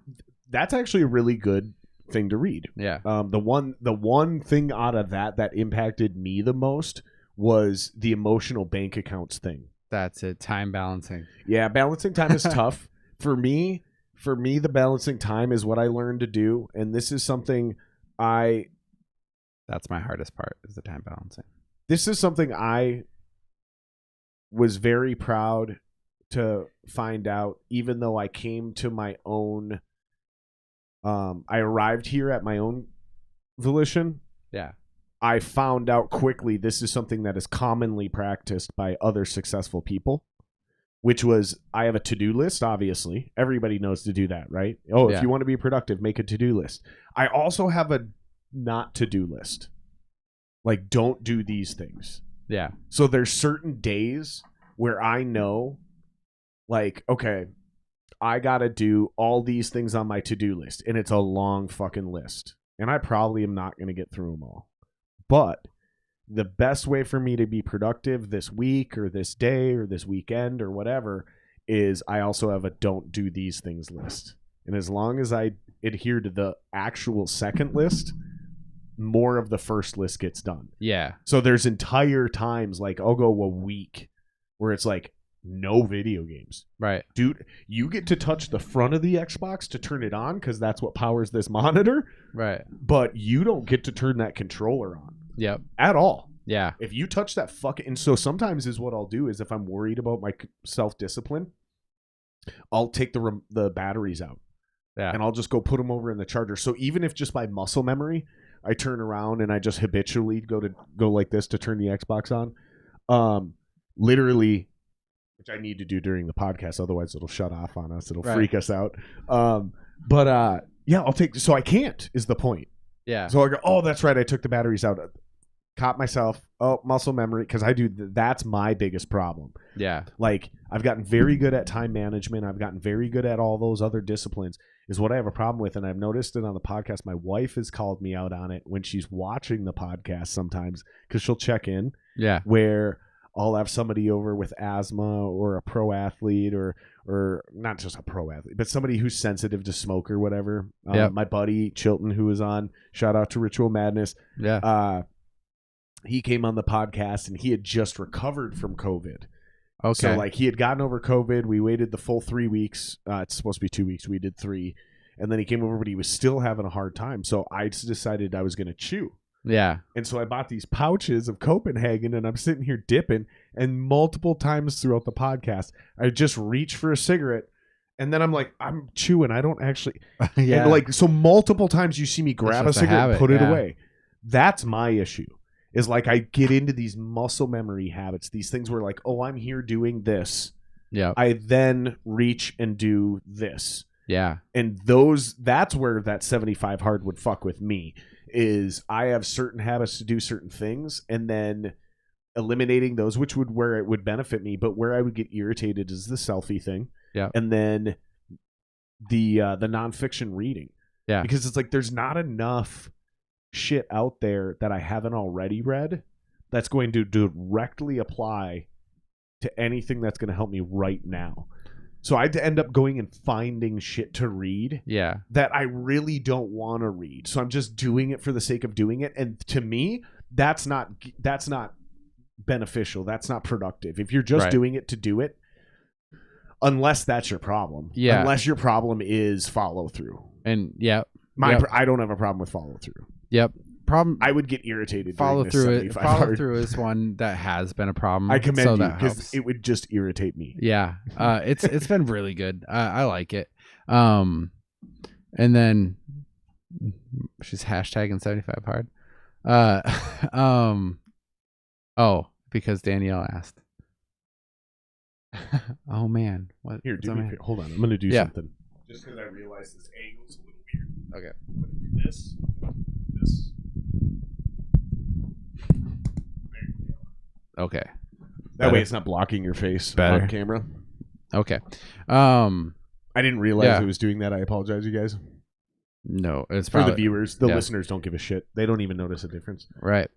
So I've had, follow through problems in like the past, as far as like diets and all that shit.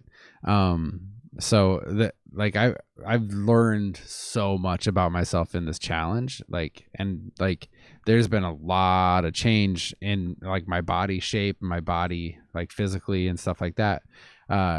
So like that's where the selfies are kind of cool, but at the same time you're taking them every day. So in your case, they're like positive reinforcement. They could be, but it gets to a point where like if you're looking every day for that improvement, you'll never see it. It's just so minimal, You have to go. You have to like put them in a slideshow and go watch them at the end of the 75 days. Yep. So that's been cool. Another thing is like just like I really got into like David Goggins. Oh my god! Tame your inner bitch. Yeah, I got into David Goggins last year. Too intense for me. He is. He's intense. I don't need that kind of motivation. Did you listen to his book? His book is fucking awesome. I've heard him on Rogan, and I was like, okay, I just listened to your book. Kind of. Literally, just go watch the Rogan episode, and you basically listen to his book. Kind of. So I'm just assuming his book is how many pages long? I don't know. It was audiobook. I have this audiobook. Well, let's just pick a number. 380 pages. Right. I don't fucking know how long it is, but it's 380 pages of him telling you you're being a little bitch. No. It's 380 pages of him yelling at you and telling you that he was fatter than you. So if he can do it, you can do it. You piece of shit. Right. That's if you watch his Instagram for sure. His book is more about like his story and all the shit that he's accomplished and it's a pretty incredible been story. a badass through. So that got me like that just like super motivated me into like running, like because I've never been a person who runs. So it really got me into running. And then that lasted 3 weeks and I was loving it, but then all of a sudden I was done. But then it was because I had like, I started out just being like, I want to be better than the day before. That's all I want. That's all I'm looking for. I'm going to be better than the day before. And so it started out and like I ran, like 1.6 miles in 30 minutes. And then the next day it was just a little bit more and then a little bit more and then a little bit more. And then by the end of the week, like I was running like 2 point something, and it got to the point like by the end I was running 3.6 miles in 30 minutes.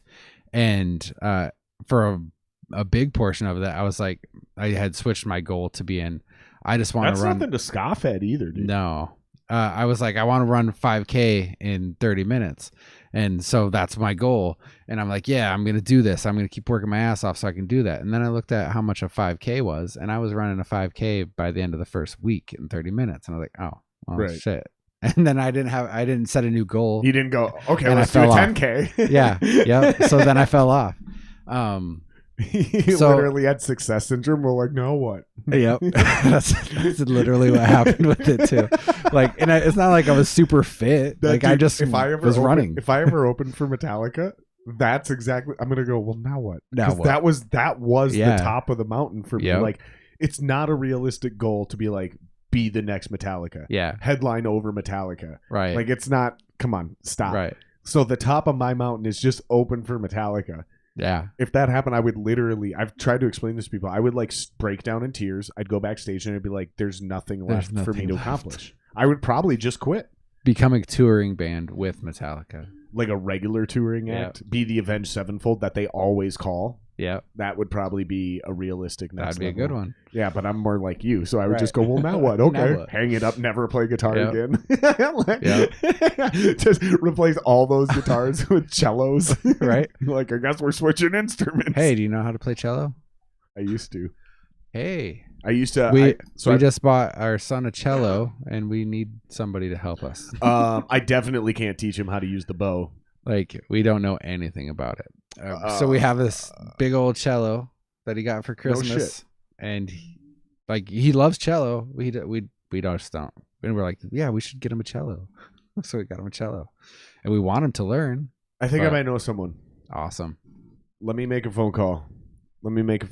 I know a girl who, it's violin, but everything's the same. It's Cool. just the size. The Yeah, biggest thing is I'm like, I don't even know how to tune it. I don't know how, like, you know, like I watched a video on how to set it up, but like pulling the bow across, like it doesn't make a sound. Yeah, there's I'm a like- tech. So I was actually really good. I played upright bass, I played cello, and I played violin in middle school. I got relegated to upright bass because nobody wanted to play upright Yeah. bass, and I could play all of them pretty well. Yeah. And we had two really good violinists, and we had some decent cello players, and we only had one person playing upright bass.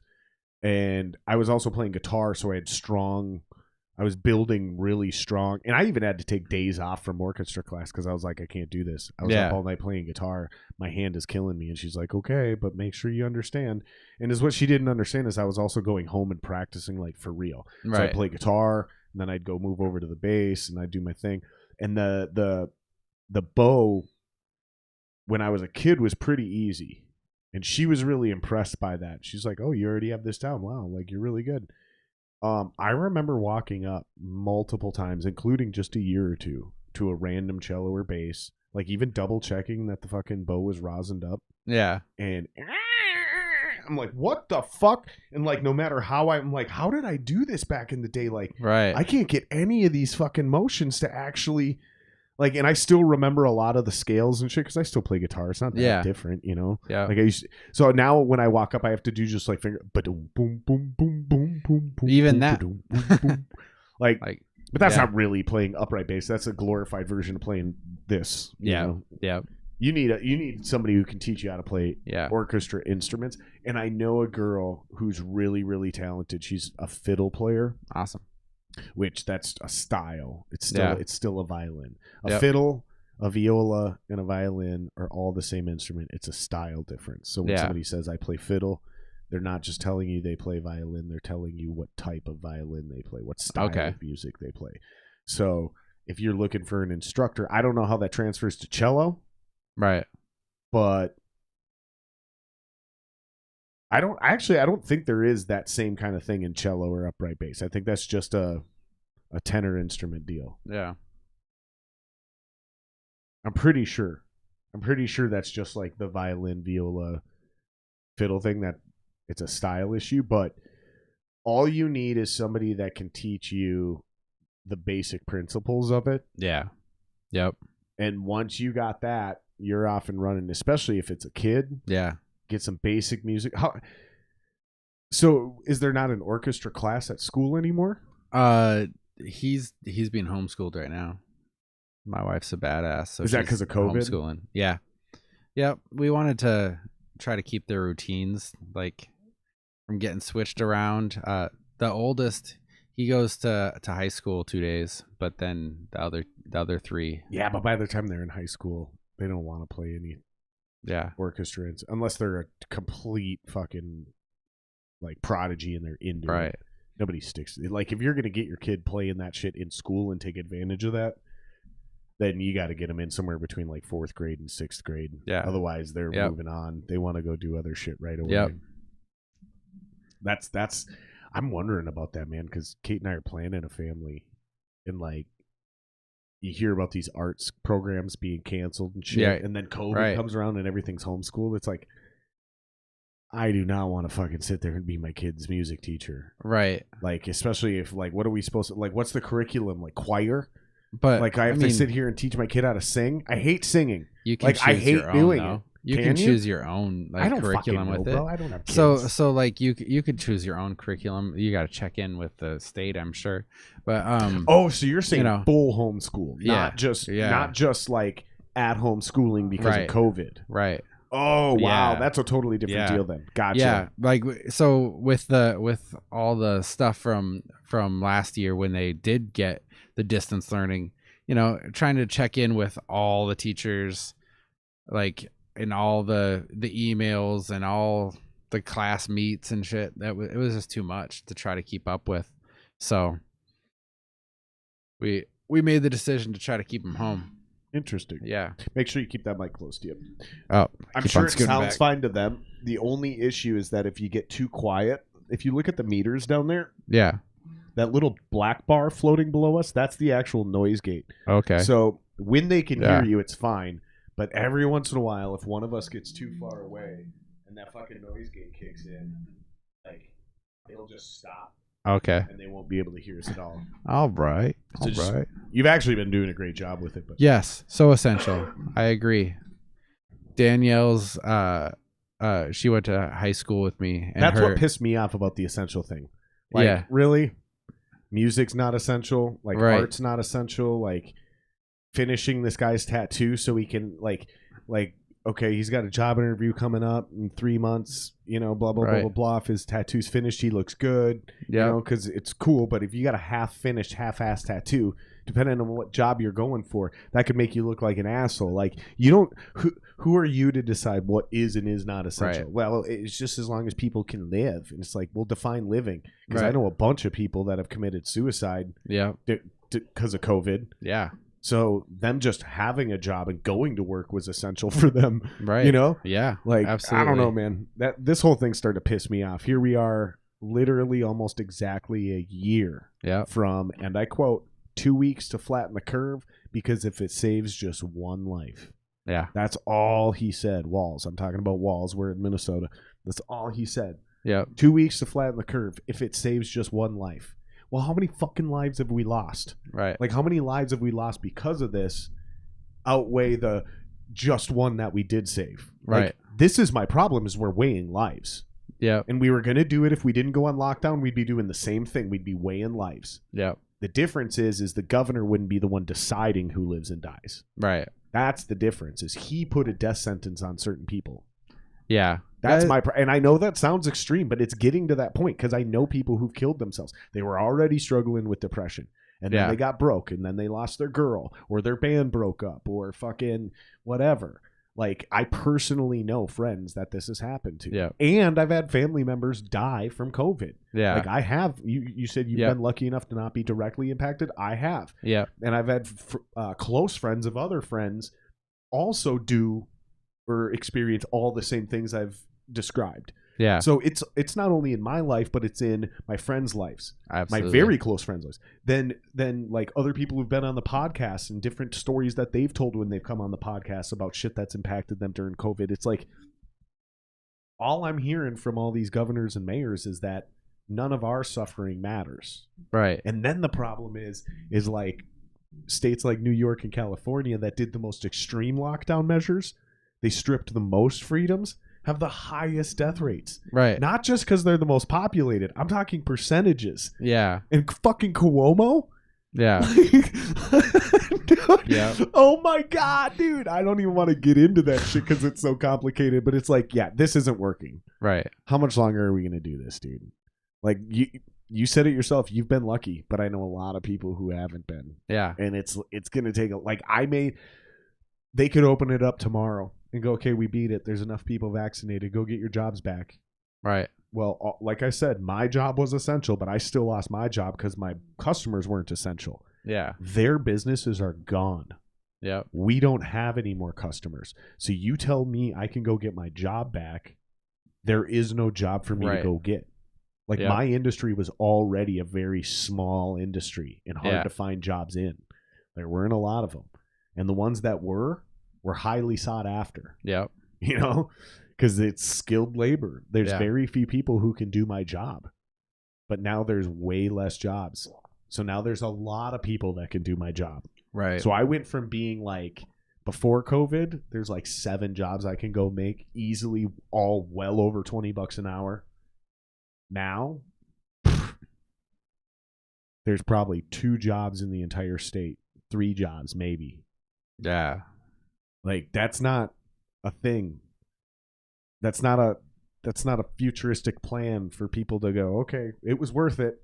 Yeah. Wasn't fucking worth it to me. No. And I'm actually doing okay. Like, I've managed to pivot and like do my own thing.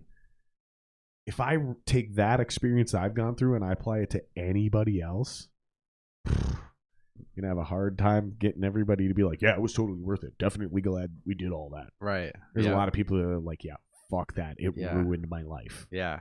It's been really hard. It's been really hard for a lot of people. I just want to know how long it's going to go on, you know, because they've done a really good job of not giving us a straight answer. No. Every week they come on. Yeah, extending our executive powers. Yeah. Like, are we going to end this year? Or are we going to be in 22? Because now Fauci's talking about even with the vaccine, we're not going to be able to open back up. Did you hear this? No. I wish I could. I haven't been paying attention. I could play the clip. I'm just too fucking. I don't feel like doing it. I need a fucking producer so I can just be like, dude, pull that clip up. Right. I don't feel like searching for it. I can. I have the ability. I just don't want to. But no, I literally watched him say it, and I double checked the fucking date stamp. It's not old. No, this is current. And he's saying like, yeah, even with the vaccine, we're not going to be able to go back to dining and all this other stuff, because even if you're vaccinated, until everyone's vaccinated, and it's like, dude, because his whole thing was like, you could be vaccinated, but you could still be breathing in and exhaling particulates, so you're not being sick, but you're still a vehicle for contamination for everyone else. It's like, yeah, so they should go get vaccinated. And if they choose not to get vaccinated, then it's on them. Then it's on them, and it's like. But he's actually saying like, no, it's. We still wouldn't like fuck off, dude. And now he's also completely reversed himself on the masks. Yeah. He's saying you don't really need to worry about the masks anymore. Just wash your hands. Yeah. Well, bitch, you went and preached the mask thing so hard, there's fucking state laws in place. Yeah. So now if people listen to you and go, well, Fauci, well, the law says, yeah, eat shit. Yeah. Like, oh, God, it's so frustrating. And I'm probably one of the least frustrated people about it. Right. Like, because I just kind of like, whatever, dude. I had a plan on how I was going to deal with this from day one, and it hasn't changed. So, like, as people around me get sick and all this drama's going down, I just keep doing what I'm doing. I haven't caught it. And if I did, I was asymptomatic. I had it a long time ago before I started the podcast, and I'd never had any idea. Yeah. Because I monitor it now. I found it to be an ethical responsibility to sign up for that fucking contact thing on your phone. Okay. Yep. I mean, dude, I'm doing a podcast. I may not have people coming and going like fucking drug dealers and shit, but it is twice a week. I sit here for 3 hours with somebody. I sanitize everything. I wipe the headphones down. I switch out the things. I sanitize those in between guests. I do everything I can to make it safe. Yeah. But it's impossible to know. It is. And it's impossible to completely bring everything to a grinding halt. For how long? Right. How long are we supposed to do this? Like, let's get back to our fucking lives. You know what I mean? Like, fuck, dude. I agree. I think everybody needs some live music right about now. Yeah. I think we need a fucking concert. We need a major rager. Yeah. And here's the thing. If you don't fucking give it to people, they're just going to do it anyways. Totally. Like the down by where I live, the bar that opened up. The bar that opened up in Lakeville. That's where you're at. You're down in yeah, I'm down in Farmington. They opened up and got on the papers, and everybody hated them for people going to the bar. I'm like, should have done it as a speakeasy, man. Like, way smarter. Probably gonna get more business that way. Right. But people are gonna do it either way. I don't know. I don't have any of the answers. I'm glad I'm not any of the people making the answers. Yeah, that's the thing is, like, people, oh, Jared, you're criticizing, so what do you think they should have done? Like, honestly, like, little to nothing. Yeah. Little to nothing. Because all you did is just cost everyone money. I don't give a fuck about the corporations. They actually made out like bandits. They did. Like, all you did is punished everyday average people, and you didn't. I mean, the numbers are still astronomical. Yep. Here we are a year later. All the precautions didn't work. And if I was going to do anything different, I would have timed it all differently. Like, I would have completely opened up everything during the summer. Yeah. Because most people aren't going to be indoors, which is where it had the biggest risk of spread. Yeah. And then started to bring lockdown procedures back down in. If you have to do this thing like that, then I would have brought them back in slowly as the weather, as we entered back into cold and flu season. But even then, I would have never shut down anything outdoor. I would have never shut down the beaches. I would have never shut, you know what I mean? Right. Outdoor dining, even in the winter, I'm not shutting that down. It's just so fucking foolish. Yeah. It was just such a ridiculous thing. And I don't know. I think Minneapolis in its entirety is so knee-jerk reaction, and the state as a whole kind of follows Minneapolis. Yeah. Even though we're not the capital. Yeah. It's the truth. So whatever happens in Minneapolis eventually goes statewide, whether it's a $15 minimum wage or it's a mask law. Like, it's coming, baby. Yeah. Get ready. Yep. We're the testing ground. Is the only thing that really pisses me off about the whole deal is my taxes went up, right?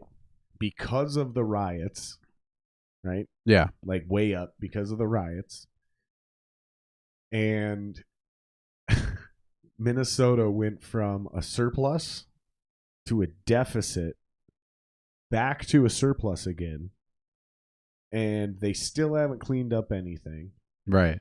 And they're still not giving me my money back. And they're still talking about more tax hikes. And it's like, dude, we can't afford this. Right.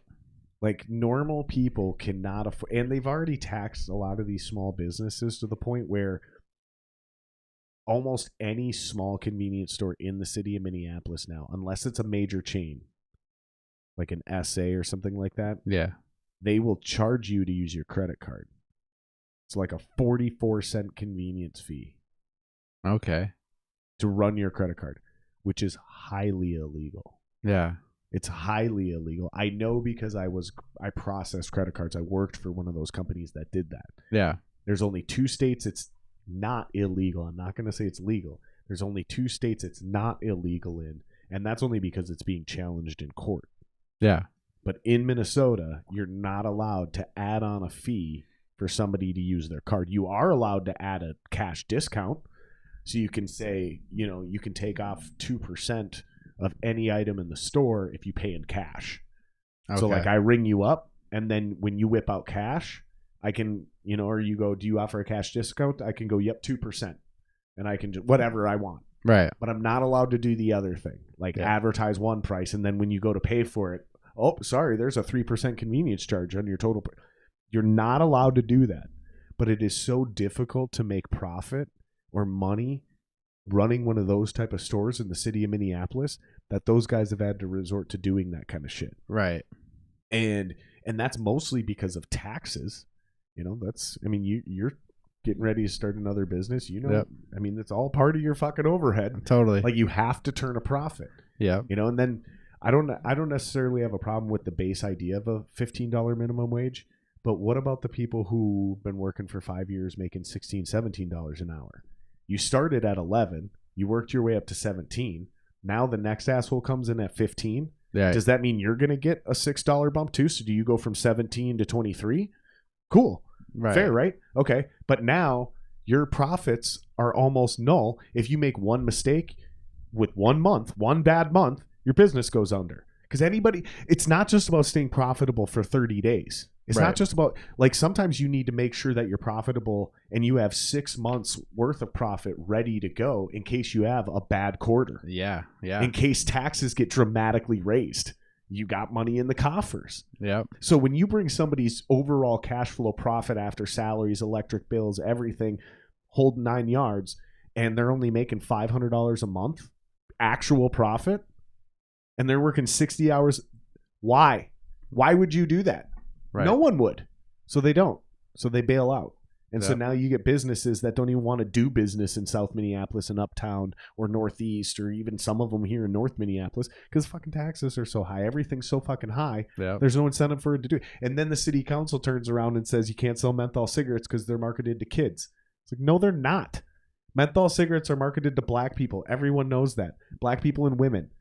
Look at any ad for Cools or Newports, and it's either black people or women. Like, rarely will you see a white dude in a Cool ad. Right.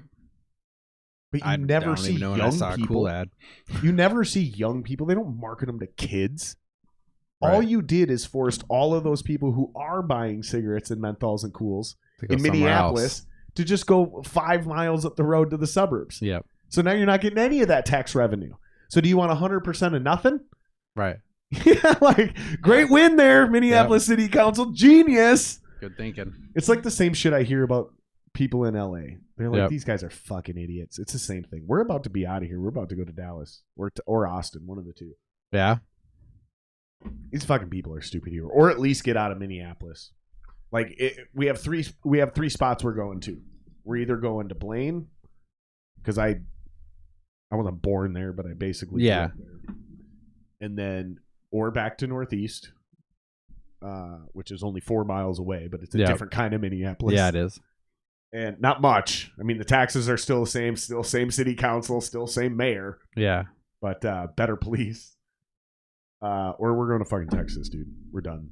Yeah. Like, it's one of those three. And if we move to Texas, we're still going to have a place in one of these other 2 spots we just talked about because we're still going to have to come up here to do the podcast and shit. Right. Like, I'm not bailing out of Minnesota, but yeah. It's turning into such bullshit. And I can't imagine trying to actually run a business in the city of Minneapolis right now, no matter what you're doing. Whether you're tattooing, whether you're trying to run a podcast studio, which I'm not running a studio, I'm just doing my own thing. But there's people that are. Yeah. Or a convenience store. If you're in the city, I think you're fucked. Thanks, Jeremy. You're beautiful. I'm going to read this out loud.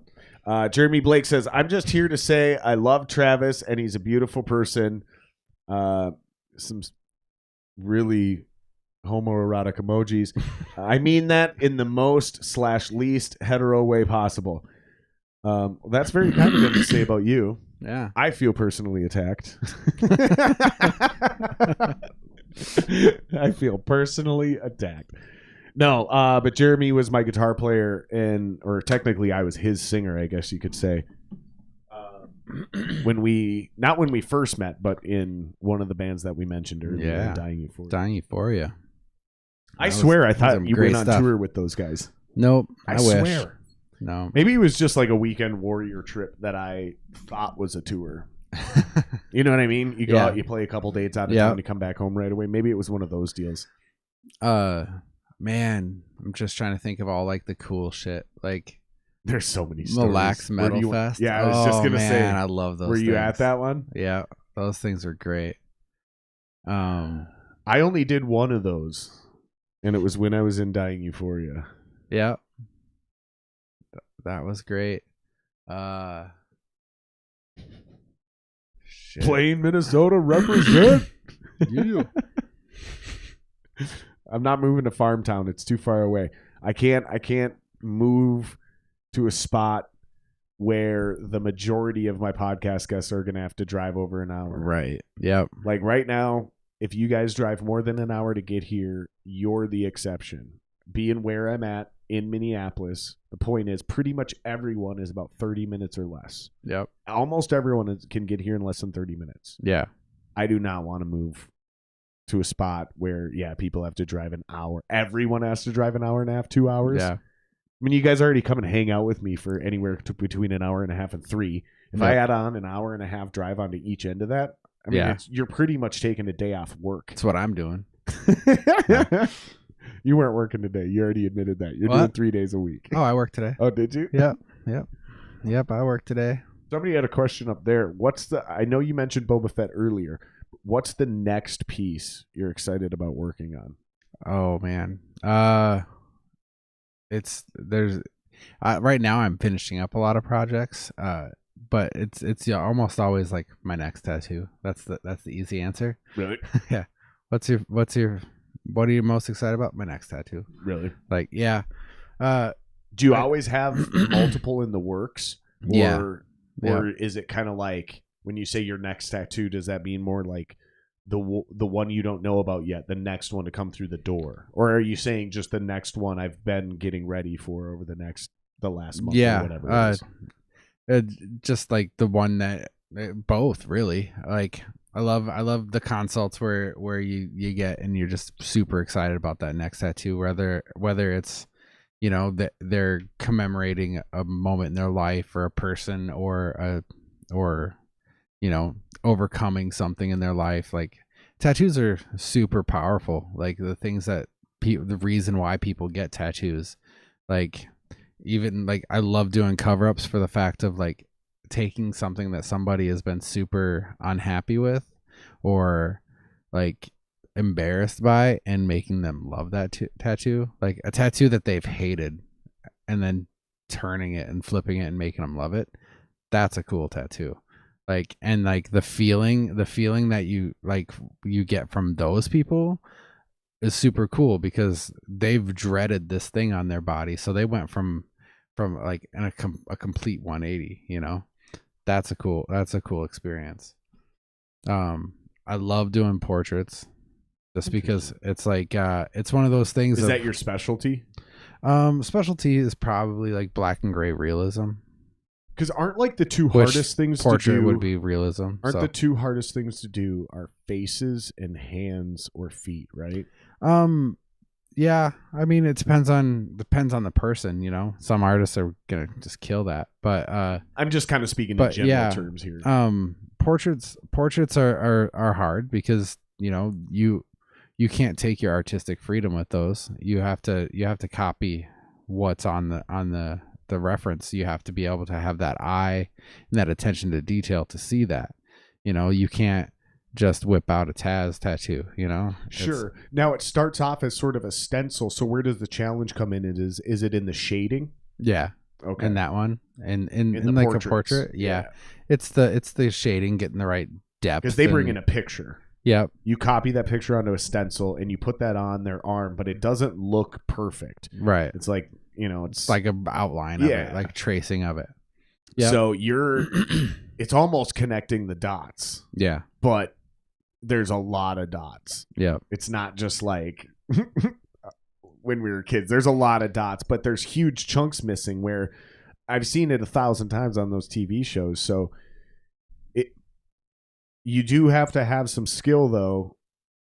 Are you still staring at that photo like a painter? Yeah, totally. Yep. So you're sitting there staring at that. I always have it right next to it. And that's like a lot of like taking the time of like when I'm doing the stencil of like checking out like what shape this shadow on the face is making, and rather than like, oh, that's the side of the nose, like, oh, that's a triangle right there, like that's huge. And the stencil is a huge part of the portrait just because I'm studying what I'm doing. I'm sorry, dude. I'm sorry. I really, this nipple idea just keeps coming back. Gosh. I want those nipples on my butt cheeks, dude. It's so funny. I have an idea. I want to talk to you about it after the podcast. Yeah. I think you might be into it. I think it's a great idea. I think it's going to be hilarious. And I think you're going to want to do it with me. I think it's great. Awesome. In case anybody doesn't know what I'm talking about, I want 2 very realistic nipples, one on each butt cheek. So when I pull down my fucking pants and moon somebody, which happens all the time. It really doesn't, but it'll give me an excuse to do it more. Right. Oh, it'll be great. It's going to be so funny. I can't wait. I can't fucking wait. I'm serious, and it's so overwhelmingly exciting that I'm having a hard time thinking about anything else. You've never done a dick? No. All right, I'm gonna have to challenge Jeremy Blake to some sort of thing, and if he loses, I'm gonna have him get a tramp stamp, and it's gonna be a cock and balls. And I want the cock to come down right to the tip of his ass crack. So it's just right there perfectly. Perfect. It's going to be beautiful. Glorious. But I think we should do it like an artistic, like paintbrush style. So you kind of like go like in a, you know what I mean? In a single stroke. Yeah. Like a work of art, Not like a realistic like veiny bastard. Nothing from like super bad. Right. No, like my buddy Wade does some awesome dick doodles. I loved that movie. Yeah, it was great. Did you ever see American Graffiti, I think it's called? American Vandal. Jeremy knows what I'm talking about if you're still watching. Who drew the dick? Who drew the dick? Oh, yeah. In the high school? Yeah. Yep. I didn't watch it, but I know the premise of it. It's amazing. Like, they made 2 seasons of it. The second season's okay. But the first season is, like, especially if you're struggling, if anybody's listening to this looking for content to watch, go find American Vandal on Netflix. It's one of the best things you can spend your time watching. It is so funny. I totally thought that, Jeremy. Like a tattoo? You've never done a dick like a tattoo? Yeah, when the first time I asked him, I was like, how many penises have you tattooed? And he goes, none. And I go, no. Not like how many penises have you put tattoos on? How many tattoos of penises have you done? And he goes, none. Well, so I mean, maybe there was one. So we all know Rick Fisher, right? I do know that name, but yep. I don't think I know him personally. Okay. Drummer for who? Good Nuisance. Oh, yeah. Okay. Really good friend of mine. What's his kid's name? His kid does photography, right? Cody. Yep. His fucking, they know my sister, my biological sister from North Branch, Minnesota. Yeah? Yeah. Fucking weird small world. It is. I have a great story about that. I think great story. So I tattooed Rick a bunch, and just Jeremy, just put it in the podcast because we've already been going for 2 hours anyways. But Yep. just throw it in the comments. We'll talk about it. So I as a joke was like, I'm gonna hide that we did this something on his arm, and we colored it in like with a magenta, and as a joke I left a penis shape in the magenta, and so he saw it and was like and got the laughs and everything, and then I colored it back in, but then when it healed, that what I colored in over it fell out, so he had a penis shape still in his tattoo. No shit. Yeah, so we had to go back over that. I got another question for you. What's the hardest thing you've ever had to cover up? Not on yourself, but on somebody else. Like whether it's the most egregious, like, holy fuck, I can't believe you did that, or because difficult is a relative, right? Or like challenging because it was such a bad tattoo, or it was really dark. Any way you want to answer that. Like, what's the hardest thing you've had to cover up?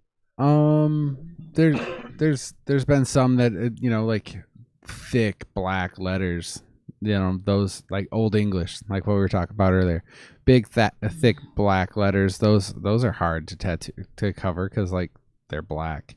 So there's definitely a scarred ass sailboat. There's so many, like I covered a word on one of my buddy's arms. I just bumped it and hit, but it's on the back of his forearm. He had words down it, and we covered it with like a black and gray bear, and like I used some like white in the ink, and it helped cover it. Okay, but I got to tell you about one that so this girl I dated for a long time, actually. I'm not going to say her name, but she had a tramp stamp, and she had it like as soon as she was 18, like probably on her 18th birthday. That night, she probably went out and did this. I'm hoping it's the one that I covered. It was her name on it. Nope. Darn. It was her name, right? And then years later, she went back and had that covered. And in one way, it was super impressive because dude basically designed a lotus flower perfectly to where even the old lettering of the name became part of the black line outlines of the petal. Yeah. So you really had to look in order to see her name in that tattoo, but it was still there. Where he fucked up, though, is the front leaf that came forward. He either did it on purpose or he's a very bad artist, because that front leaf that came forward looked like a dick. So every time I was banging this girl, I had to put my thumb right above her butt crack to cover up the head of the dick that was tattooed on her back. Because there's fucking no way I'm doing my job looking at some fucking pink orangish dick staring me in the fucking face, dude. So I'm convinced he did that shit on purpose. Yeah. As some sort of like, yeah, fuck you, you rich bitch, like, or something, you know what I mean? Like, just some sort of shady, like, dumbass bitch, blah, blah, something like that. Either that or he was just a really poor artist that didn't see that he literally drew a dick. I don't know what happened there. Click. Okay. It's just resetting. Oh, okay. It does this to me every once in a while. I don't know why it does that. Something with the new update. Every once in a while, my mic will reset. Yours is fine. It's my interface that does it, and I don't really understand it. It's one of the updates on either the computer or my interface, but it'll shut down my interface every once in a while. Yours is fine though. It makes me want to go get 2 of those. All right, Jeremy's chiming in. That's awesome. McClougal. Thank you for tuning in, McClougal. I don't recognize a lot of these names. Thank you guys for watching tonight. Please hit subscribe. It helps the channel a ton. And hit that like button too. But Jeremy, I do recognize Jeremy Blake's name because I was in a band with him. So here's the short version of the story Jeremy was referencing earlier. All right, so Jeremy was working overnights at a factory around that time. I think he's talking about American Vandal still. And Jeremy kept drawing dicks in the dust everywhere. dicks were spreading like COVID. This went on for months. They were eventually trying to find the penis bandit. No joke, they actually called it that. And then that show came out. The timing was impeccable. That is awesome. That's Jeremy Blake in a nutshell. That's why everyone loves working with Jeremy Blake. Because he actually always, whatever job he's doing, he always ends up doing it well too. He's one of those guys who just like naturally excels at shit. As long as he decides he wants to give a fuck. Yeah. But he's always that guy who's just like, and it's so funny because I'm also that guy, but I always get fired. Jeremy always gets promoted. I don't know. That's why I'm podcasting and he's making 7 times as much money as I do at a real job. That's the difference between us. My buddy Wade, I was saying earlier, he does the dick doodles, and like one time we had like this party at my in-laws house, and it was just like, it was right around our wedding time, so we had all like the groomsmen, the maid of honors, and all them bridesmaids. We all got together. It was like midwinter, we're drinking and stuff, and he went, like, took one of the pictures in the bathroom and took the picture out of the frame and put a big old veiny monster in there. Like, nobody noticed until our parents got home. Like, oh, that's great. Oh man, that's fucking hilarious. Well, listen, man, we've been going fucking 2 hours and 15 minutes. How much longer you want to go? I mean, I got more time in me if you want. Well, the reason I asked that is because when we start wrapping it up, quote unquote, for the listeners, I did the rabbit ears thing. When we start wrapping it up, it still takes like a solid half hour. Yep. It always does. Yeah. So is there anything you want to get into? Is there anything that we haven't touched base on? We didn't go into the Bucs very much. I still got more football fan. I still you're got a more huge football fan. That's right. So am I. Yeah. So all right. So some of our listeners get really irritated because they're not sports fans, which I think is hilarious because I'm a massive sports fan. So I think it's hilarious when people subscribe to this channel and they get really into it, and then they complain that I talk about football. Right. It's like subscribing to Joe Rogan because you love comedy and then complaining he talks about MMA. Yep. It's like, sorry, man, you're gonna get that with that. Yep. Like, you can't please everyone all the time. Not at all. But one of the best parts about doing a podcast versus like hosting a TV show, right? Hosting a show, you're chasing ratings all the time. You're worried about that. Right. I'm really not. Right. Like, my goal is to find people that are into music and sports. Yeah. Here I am. The way I said that. Music and sports. Like, you're trying to find it. Like, never mind. I was going to go dark with that one. So, were you expecting the Bucs to win a Super Bowl with Brady? I was. Yep, I was. It's, for me, it wasn't just Brady, but I was like, oh, well, that helps. Because you had a great team last year. It was a pretty good team last year. Didn't Jameis Winston throw like 40 touchdowns last year? Yeah, but like 35 interceptions too. However many touchdowns he threw the exact amount of interceptions. Yeah, it was crazy. I don't think that's literal. I don't think that's true, but no.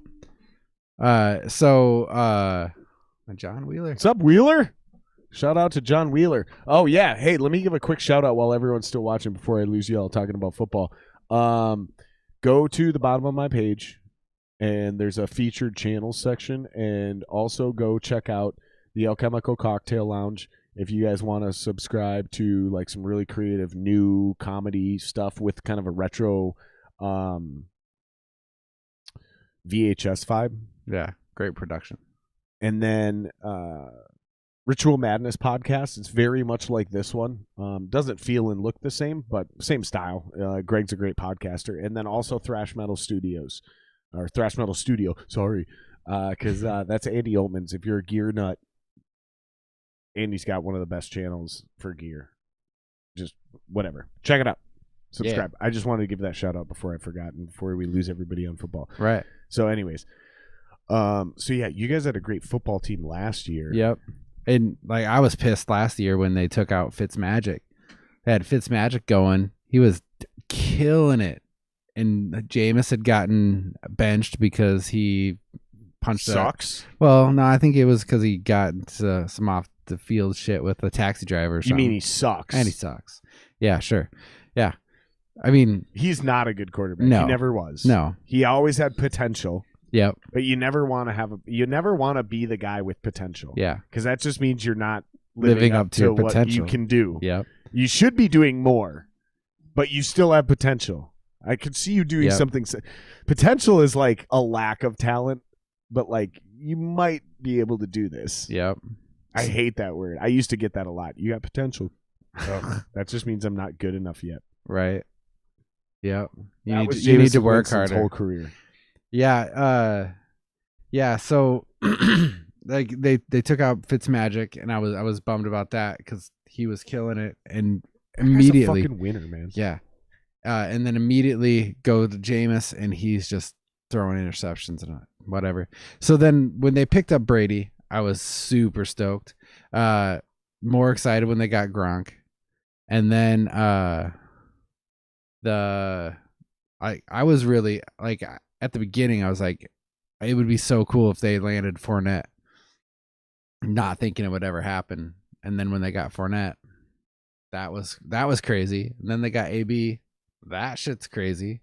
Like now the worry is what's gonna happen with next year, as far as like all the free agents, because like I think they have 9 free agents. That's intense. I know, right? Yep. Yep. Crazy.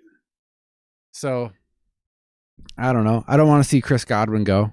I hope he finds a way back. Like, but at the same time, he's at a young point in his career, so he wants to get paid. Do you think they're gonna go back? Because I don't think you can do it 2 years in a row. Yeah. As much as I love Brady and Totally. Gronk, as much as I get it, like if they can keep a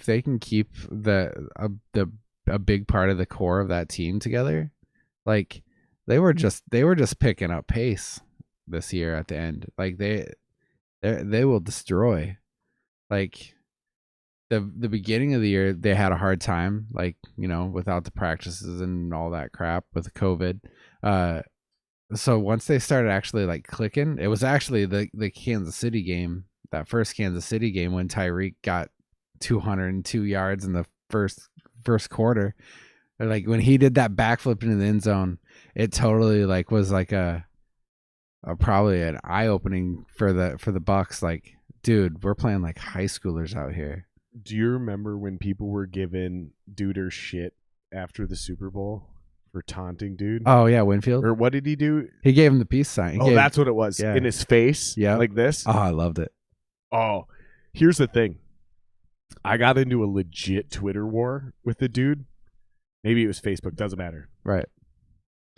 And it was so hilarious because like I really do know people in the NFL. Yeah. Or yeah, I mean I do. And and I know people who used to play in the NFL. And I know people who played Big Ten college football. And I know everywhere in between. Like right. I'm so into this world. So dude's like, this is disgraceful and immature and blah, blah, blah, blah, blah. I was like, listen, man, this is what happens when you taunt a guy earlier in the season. Exactly. This is what happens. Yep. And he's like, I don't care what his motivations were. This is unacceptable. It's immature. And I was like, listen, man, clearly you don't really understand how it works at that level. Right. And I'm not even talking about the pro level. I'm talking about the testosterone level. Yeah. I'm talking the level of dudes going to war, throwing their bodies at each other and experiencing several G's worth of trauma. And the sacrifice it takes, even at a fucking, like, if you and I were to go join a semi-pro league, right. we could probably make it, but by the skin of our teeth, because we are not in football shape. Right. Like, and these guys, even at a semi-pro level, will fuck most people up. Yeah. So you don't understand, guy, what's going on here in this moment. Yeah. And he keeps going, oh, yeah, I'm sure you do. Go back to your mom's basement, that whole thing. Yeah. And I was like, no, dude, like, listen, like, I know what I'm talking about when it comes to football. Right. Like, I host a podcast. Like, I even just had an NFL player on. And he's like, oh, yeah, sure you did. Bullshit, blah, blah, blah, blah, blah. And I was like, yeah, okay, I gotta do this. And I was like, I'm just going to leave this right here. And I just dropped a link to the Ezra Tuaolo episode that I had just done. Yeah. I'm like, dude, seriously, you're way off base here. Yeah. Like, because this was something that was due. Yeah, for sure. This is a revenge on the bully moment. You don't go after David and be like, hey, man, you really shouldn't have stood over Goliath and been like, suck it. Right. Like, eat shit. Yeah. Like, David just beat Goliath. You earned this. You earned this, buddy. And here's the thing is, Goliath beat David earlier in the season, and Goliath stood over David and went, suck it. Right. So it's actually not even, it's just bringing it back to zero. Yep.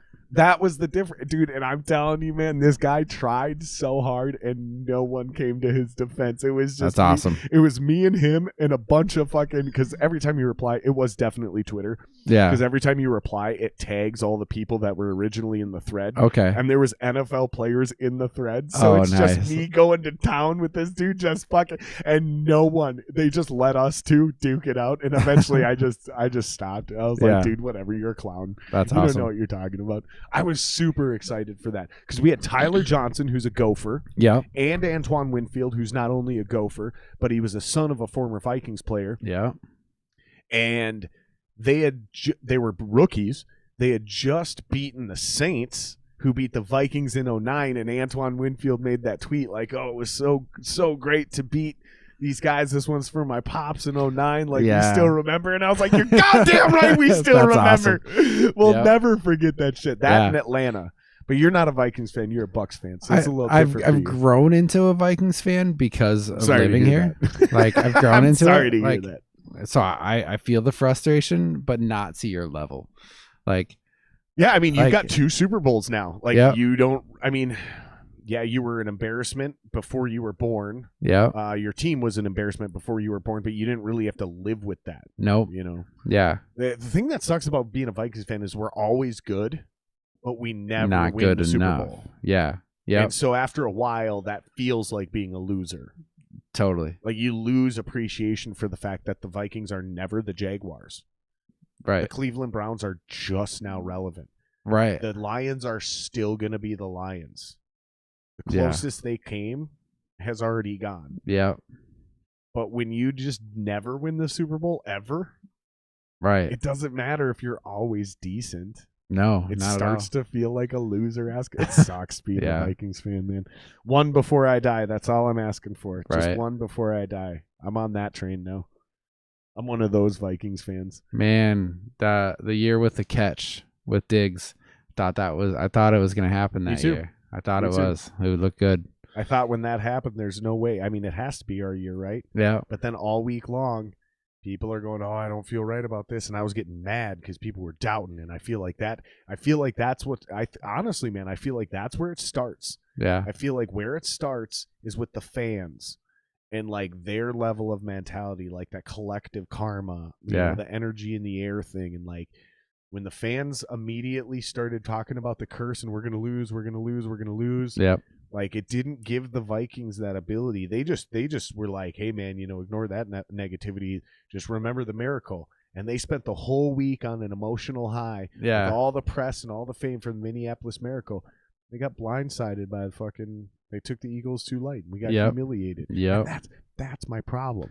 It's like we always get humiliated. It's always like the team that that the Vikings are supposed to like dominate and destroy. Yeah, they get creamed. Yep, every time. Every fucking time. Drives me nuts. Yep. If they could get get a good O line, they would do so good. They would be way better. Like, I mean, if with the running backs that they got. Like, and with the O-line that is giving up all the sacks that they do. Like, to actually be able to run that ball better because they're getting bigger holes, that'd be great. To have whatever quarterback, it doesn't. I've been saying it since like Ponder and all of them. Like, it doesn't matter what quarterback you get behind the Vikings offensive line, they're not going to do well. They're gonna get crushed. They get sacked. They get hit, knocked down. I mean, I think the perfect thing to validate what you're saying is the Super Bowl. Yeah, totally. Pat What Mahomes. happened? Pat Mahomes. Yep. It doesn't matter how fucking good you are. I mean, the memes that came after that Super Bowl were deadly. Man, I seen this one dude, Barstool Sports, reposted it. It was this dude who was like grossly exaggerating the Super Bowl moves that Patrick Mahomes was making. Yeah. Right? So it was like Pat Mahomes, his receivers, and it'd be like this dude, like literally somebody would run at him and he'd like do a backflip over him and throw the ball, and then it'd flip and it'd be like his receivers, and it'd hit dude in the face. He'd still drop it. And it was this dude literally doing acrobatics and like throwing, like it was the most. I was like, that is exactly what I felt like I was watching. Absolutely. Pat Mahomes did everything he could possibly that done. one where he like was almost on the ground and like sidearmed it like 40 yards. Yeah, what dude the fucking shit? dropped it. Like, are you kidding me? In the end zone? Like, oh my god. It was so hard to watch because I was convinced they were gonna win. I was like, listen, I'm a Brady fan. Like, I want to see Brady win another one because I know he's the GOAT. Yeah. I'm a huge fan of these two Gophers players, obviously, because I'm a Rube. I'm a homer, right? So I want to see the Bucs win. Yeah. I was rooting for him, but I was convinced that even all the way to almost the very end of the game, I was like, we were sitting here with my wife and my wife's friend Angela, because we were puppy sitting, so we just did our own little thing down here and put the Super Bowl up on both TVs, and we listened to Bert Kreischer with Warren Sapp. Oh, we did the 2 Bears 1 Sapp thing. Oh, nice. Okay, here's the thing. I had to fix Nadav's audio. Yeah. They switched mics right before the podcast started. You couldn't hear anything. I had this fucking preamp over there cranked all the way up just so we could hear it. And then if they would get excited and yell, it would completely, like, all of us were uncomfortable. So I actually had to reroute it through this program, through OBS, and add compression and a limiter into it so I could bring it up to a listenable level. Yeah. Once I did that, and it only took me like 2-3 minutes, I was just pissed off that I paid for this and still had to fix his audio. Right. That incompetent fuck. Fuck Nadav. Fire Nadav. Seriously, fuck that guy. He's a clown. That motherfucker, or those motherfuckers with that podcast dude watching the Super Bowl, I turned Joe Buck's annoying ass down. Yeah. I listened to Bert Kreischer, Tom Segura, and Warren Sapp get fucked up. That sounds amazing. And talk about football while I'm actually watching the Super Bowl, and I was convinced Pat Mahomes was still going to take that motherfucker all the way till the end until I didn't, until I was like, here's the thing. I told Kate, she goes, so do you think that, and I go, they need to literally score a touchdown on I think there's 7 minutes left. Yeah. I was like, without a touchdown on this drive, the math is just not there for him. Right. Like, you don't even need to know a lot about football. Yeah. Just understand basic math of how long this game takes. It's just not. And then they didn't get. Maybe they got a field goal on that drive if I remember right. Yeah. And I think that's when they got their 9th point was in the 4th quarter. Right. Maybe, I don't remember. But the fact that you can shut motherfucker down, and the fact that you can hold the Chiefs to 9 points. Yep. Is not an indictment on how great your defense is. It's how bad that offensive line got by the Super Bowl. Yeah. I'm sorry, it is. Yeah. Because what did you score? 21 points? 24 points? Oh, it was more than that. I don't remember. 27 points? Yeah. I know it wasn't over 30. And it wasn't that impressive of an offensive performance. Brady was flawless. Yeah. 3 touchdowns, 0 interceptions. Yep. It was an incredible game. But I just never thought that Kansas City would never get it going. Right. Yeah. I couldn't believe that, Yeah. And that's all a testament to what you said about the O-line. Yep. Because totally. the O-line, like you said, the Tampa Bay's O-line was at the best in the Super Bowl. They've gotten better all year. Yeah. And that was their best game of the year was the Super Bowl. Yep. And Kansas City had the exact opposite situation. By the time they got to the Super Bowl, their O-line was shattered. So you're right. You take Patrick Mahomes, you take fucking Christian Ponder or Tom Brady and put them behind the Vikes O-line. It doesn't fucking matter. Right. Yeah. So you're right. I 100. Totally. As much as I know, as much as I can talk about this, you're 100% right, and those are all my reasons to back it up. Yeah. Yeah. You've seen it all. But Tampa Bay did not look good earlier in the season when the O-line had holes. Totally. And Tom looked so wrong. Like, man, that Bears game, like when he like held up the 4 for fourth down Greg? At the end. Remember that one? Say that again? Against the Bears. So it was like the end of the game. Like on fourth down, throws that whatever to Gronk, and then he's like fourth down. Everyone's laughing at him and mocking him. Yeah, like I was like, oh shit, maybe he has lost it, dude. And then when the Saints spanked him twice during the regular season, it seemed like any primetime football that they were on, they did shitty. And I was like, "What the fuck? Is it because I'm watching? Like, what's going on?" I think I know what was going on. I think so. I think it's the same reason you guys struggled the previous season. Very undisciplined football team. The whole culture of the Bucs very undisciplined. Bruce Arians, not a guy to stay till 10, 11, 12 p.m. at night. All the coaches are gone at 6 p.m. He's a family first guy. Fine, not criticizing him, but there's a very big culture of being undisciplined and not being on your P's and Q's.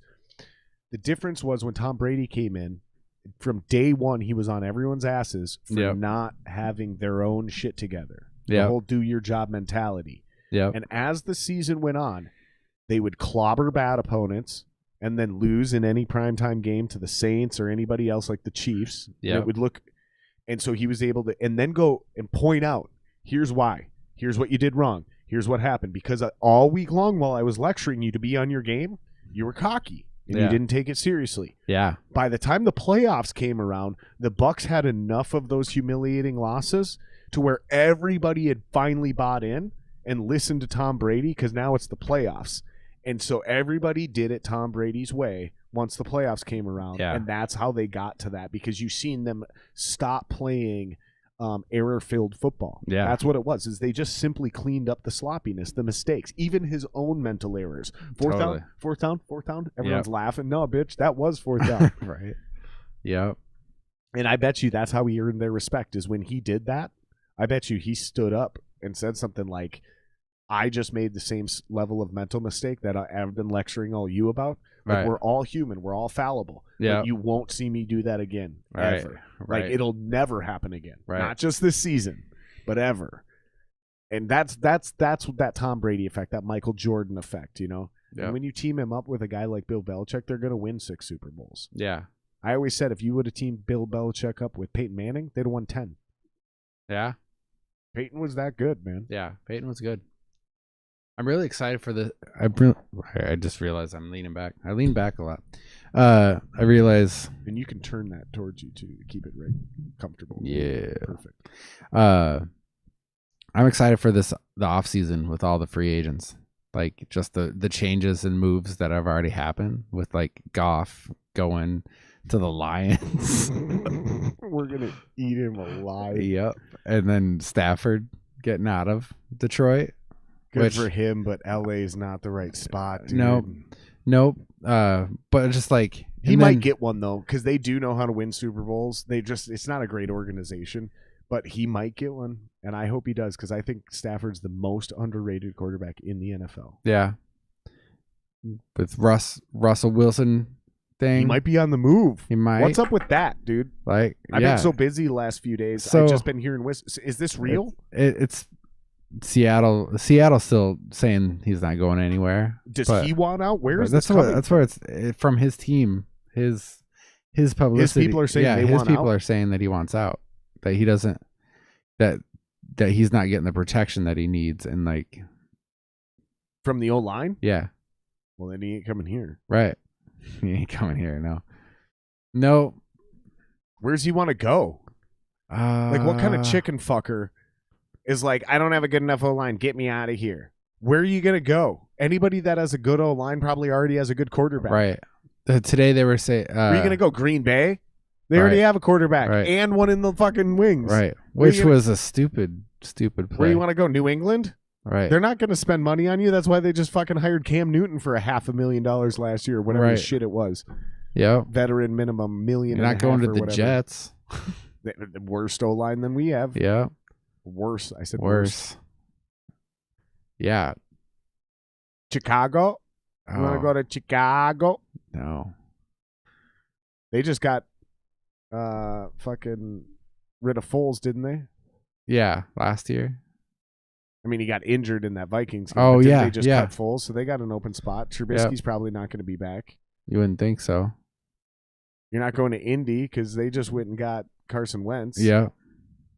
You're not going to Philly because they got Jordan Love. That's why they got rid of I mean, where are you going? Where do you want to go to San Francisco? Oh. Is that where he wants to go? He wants to go to San Fran? Yeah, that you could see that happening.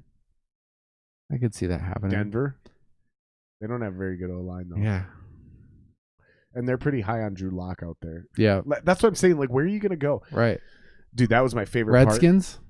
That was my favorite part about that fucking Two Bears, One Sap podcast. Yeah. Is, apparently Brett Favre texted Warren Sapp during the Super Bowl.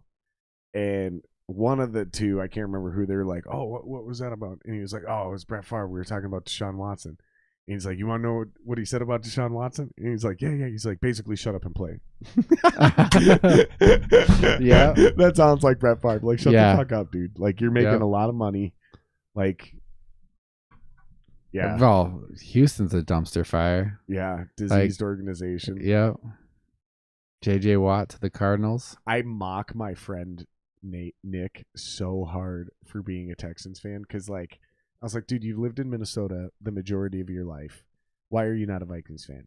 He's like, I just don't like them, man. Blah, blah, blah. They're losers. Something like that, right? And then the Texans were an expansion team, so he just decided he was going to be a Texans fan. Yeah. Arbitrarily. And I'm like, why the Texans? And he's like, they're just a great organization, man. You know, I know they're new. I know they haven't won. He kind of did the same thing that you did with the Bucs. Yeah. And I did with the Bengals. Like, I wanted a second team when the Vikes weren't doing well, which was rare. So I was like, I'm going to pick the Bengals. I don't want to pick a bandwagon team, so I'm going to pick the Bengals. So someday they're going to be good. Yeah. That's what you did with the Bucs. Yeah. I can respect that. But now I'm like, dude, that's one of the worst organizations in football. Totally. Like, I'm going to mock your ass. Like, you the only way you're not going to get mocked is if you jump ship and come to the Vikings. But if you wait until we win a Super Bowl and then you admit you're a Vikings fan, oh, dude, yeah. I will never let you live this down. Too late. I hope you're watching this, Nick, because I've said all this to your face, you little bitch. I love you, man. But, yeah, picking the Texans and sticking with them, that's been a rough journey. That's like picking the Browns. Yeah. Speaking of Browns, they the rumor mill is Odell going to Tampa. It's funny. It's funny. Like, all these people. That's the funny thing is, like, everybody is like, it's always like, is this person go to Tampa? Because they were saying J.J. Watt. Mm-hmm. Like I thought J.J. was going to go to Green Bay. Like, how are they going to either that or Pittsburgh? Be with his brother. Good storyline. That would have been cool. Actually, aren't both his brothers on that team now? Yeah. Yeah. Have all three Watts on one roster? Right. I'd have bet on that to go to the Super Bowl. I would have. Oh, the Steelers looked so good. Two of them on defense for the first 10 games. The other one's on year. offense, right? I don't know. It's JJ, TJ, and who's the other one? Billy. I don't know. All right. I got to take a leak, dude. Let's wrap this up, man. Where can people follow you on social media if they want to check out more of your tattoo work? Instagram at Travis_dollar. Like dollar bill, y'all. Yeah. So Travis_dollar. And then also the link to where you're currently working if they want to hit you up for art right now. Yeah. That's also in the description. It's Beloved Studios. Yep. Perfect. BelovedStudios.com. Thank you guys for tuning in. Thank you guys for checking this out. Please hit subscribe, like, all that cheesy shit. You know what to do. It really does help the channel. Follow him on social media if you guys want to check me out. Everything's Jared Singer Live Otherwise, you can go to jaredsinger.com. I have copies of the podcast on there, which you can also check out here on YouTube. Nonetheless, thank you guys very much. I appreciate it. This was a blast, dude. Yeah, you want to do this again? For sure. This is For fucking fun, dude. Yeah. This is super fun. Thank you guys very much. Thanks, we guys. are out. I just got to remember where my outro button is.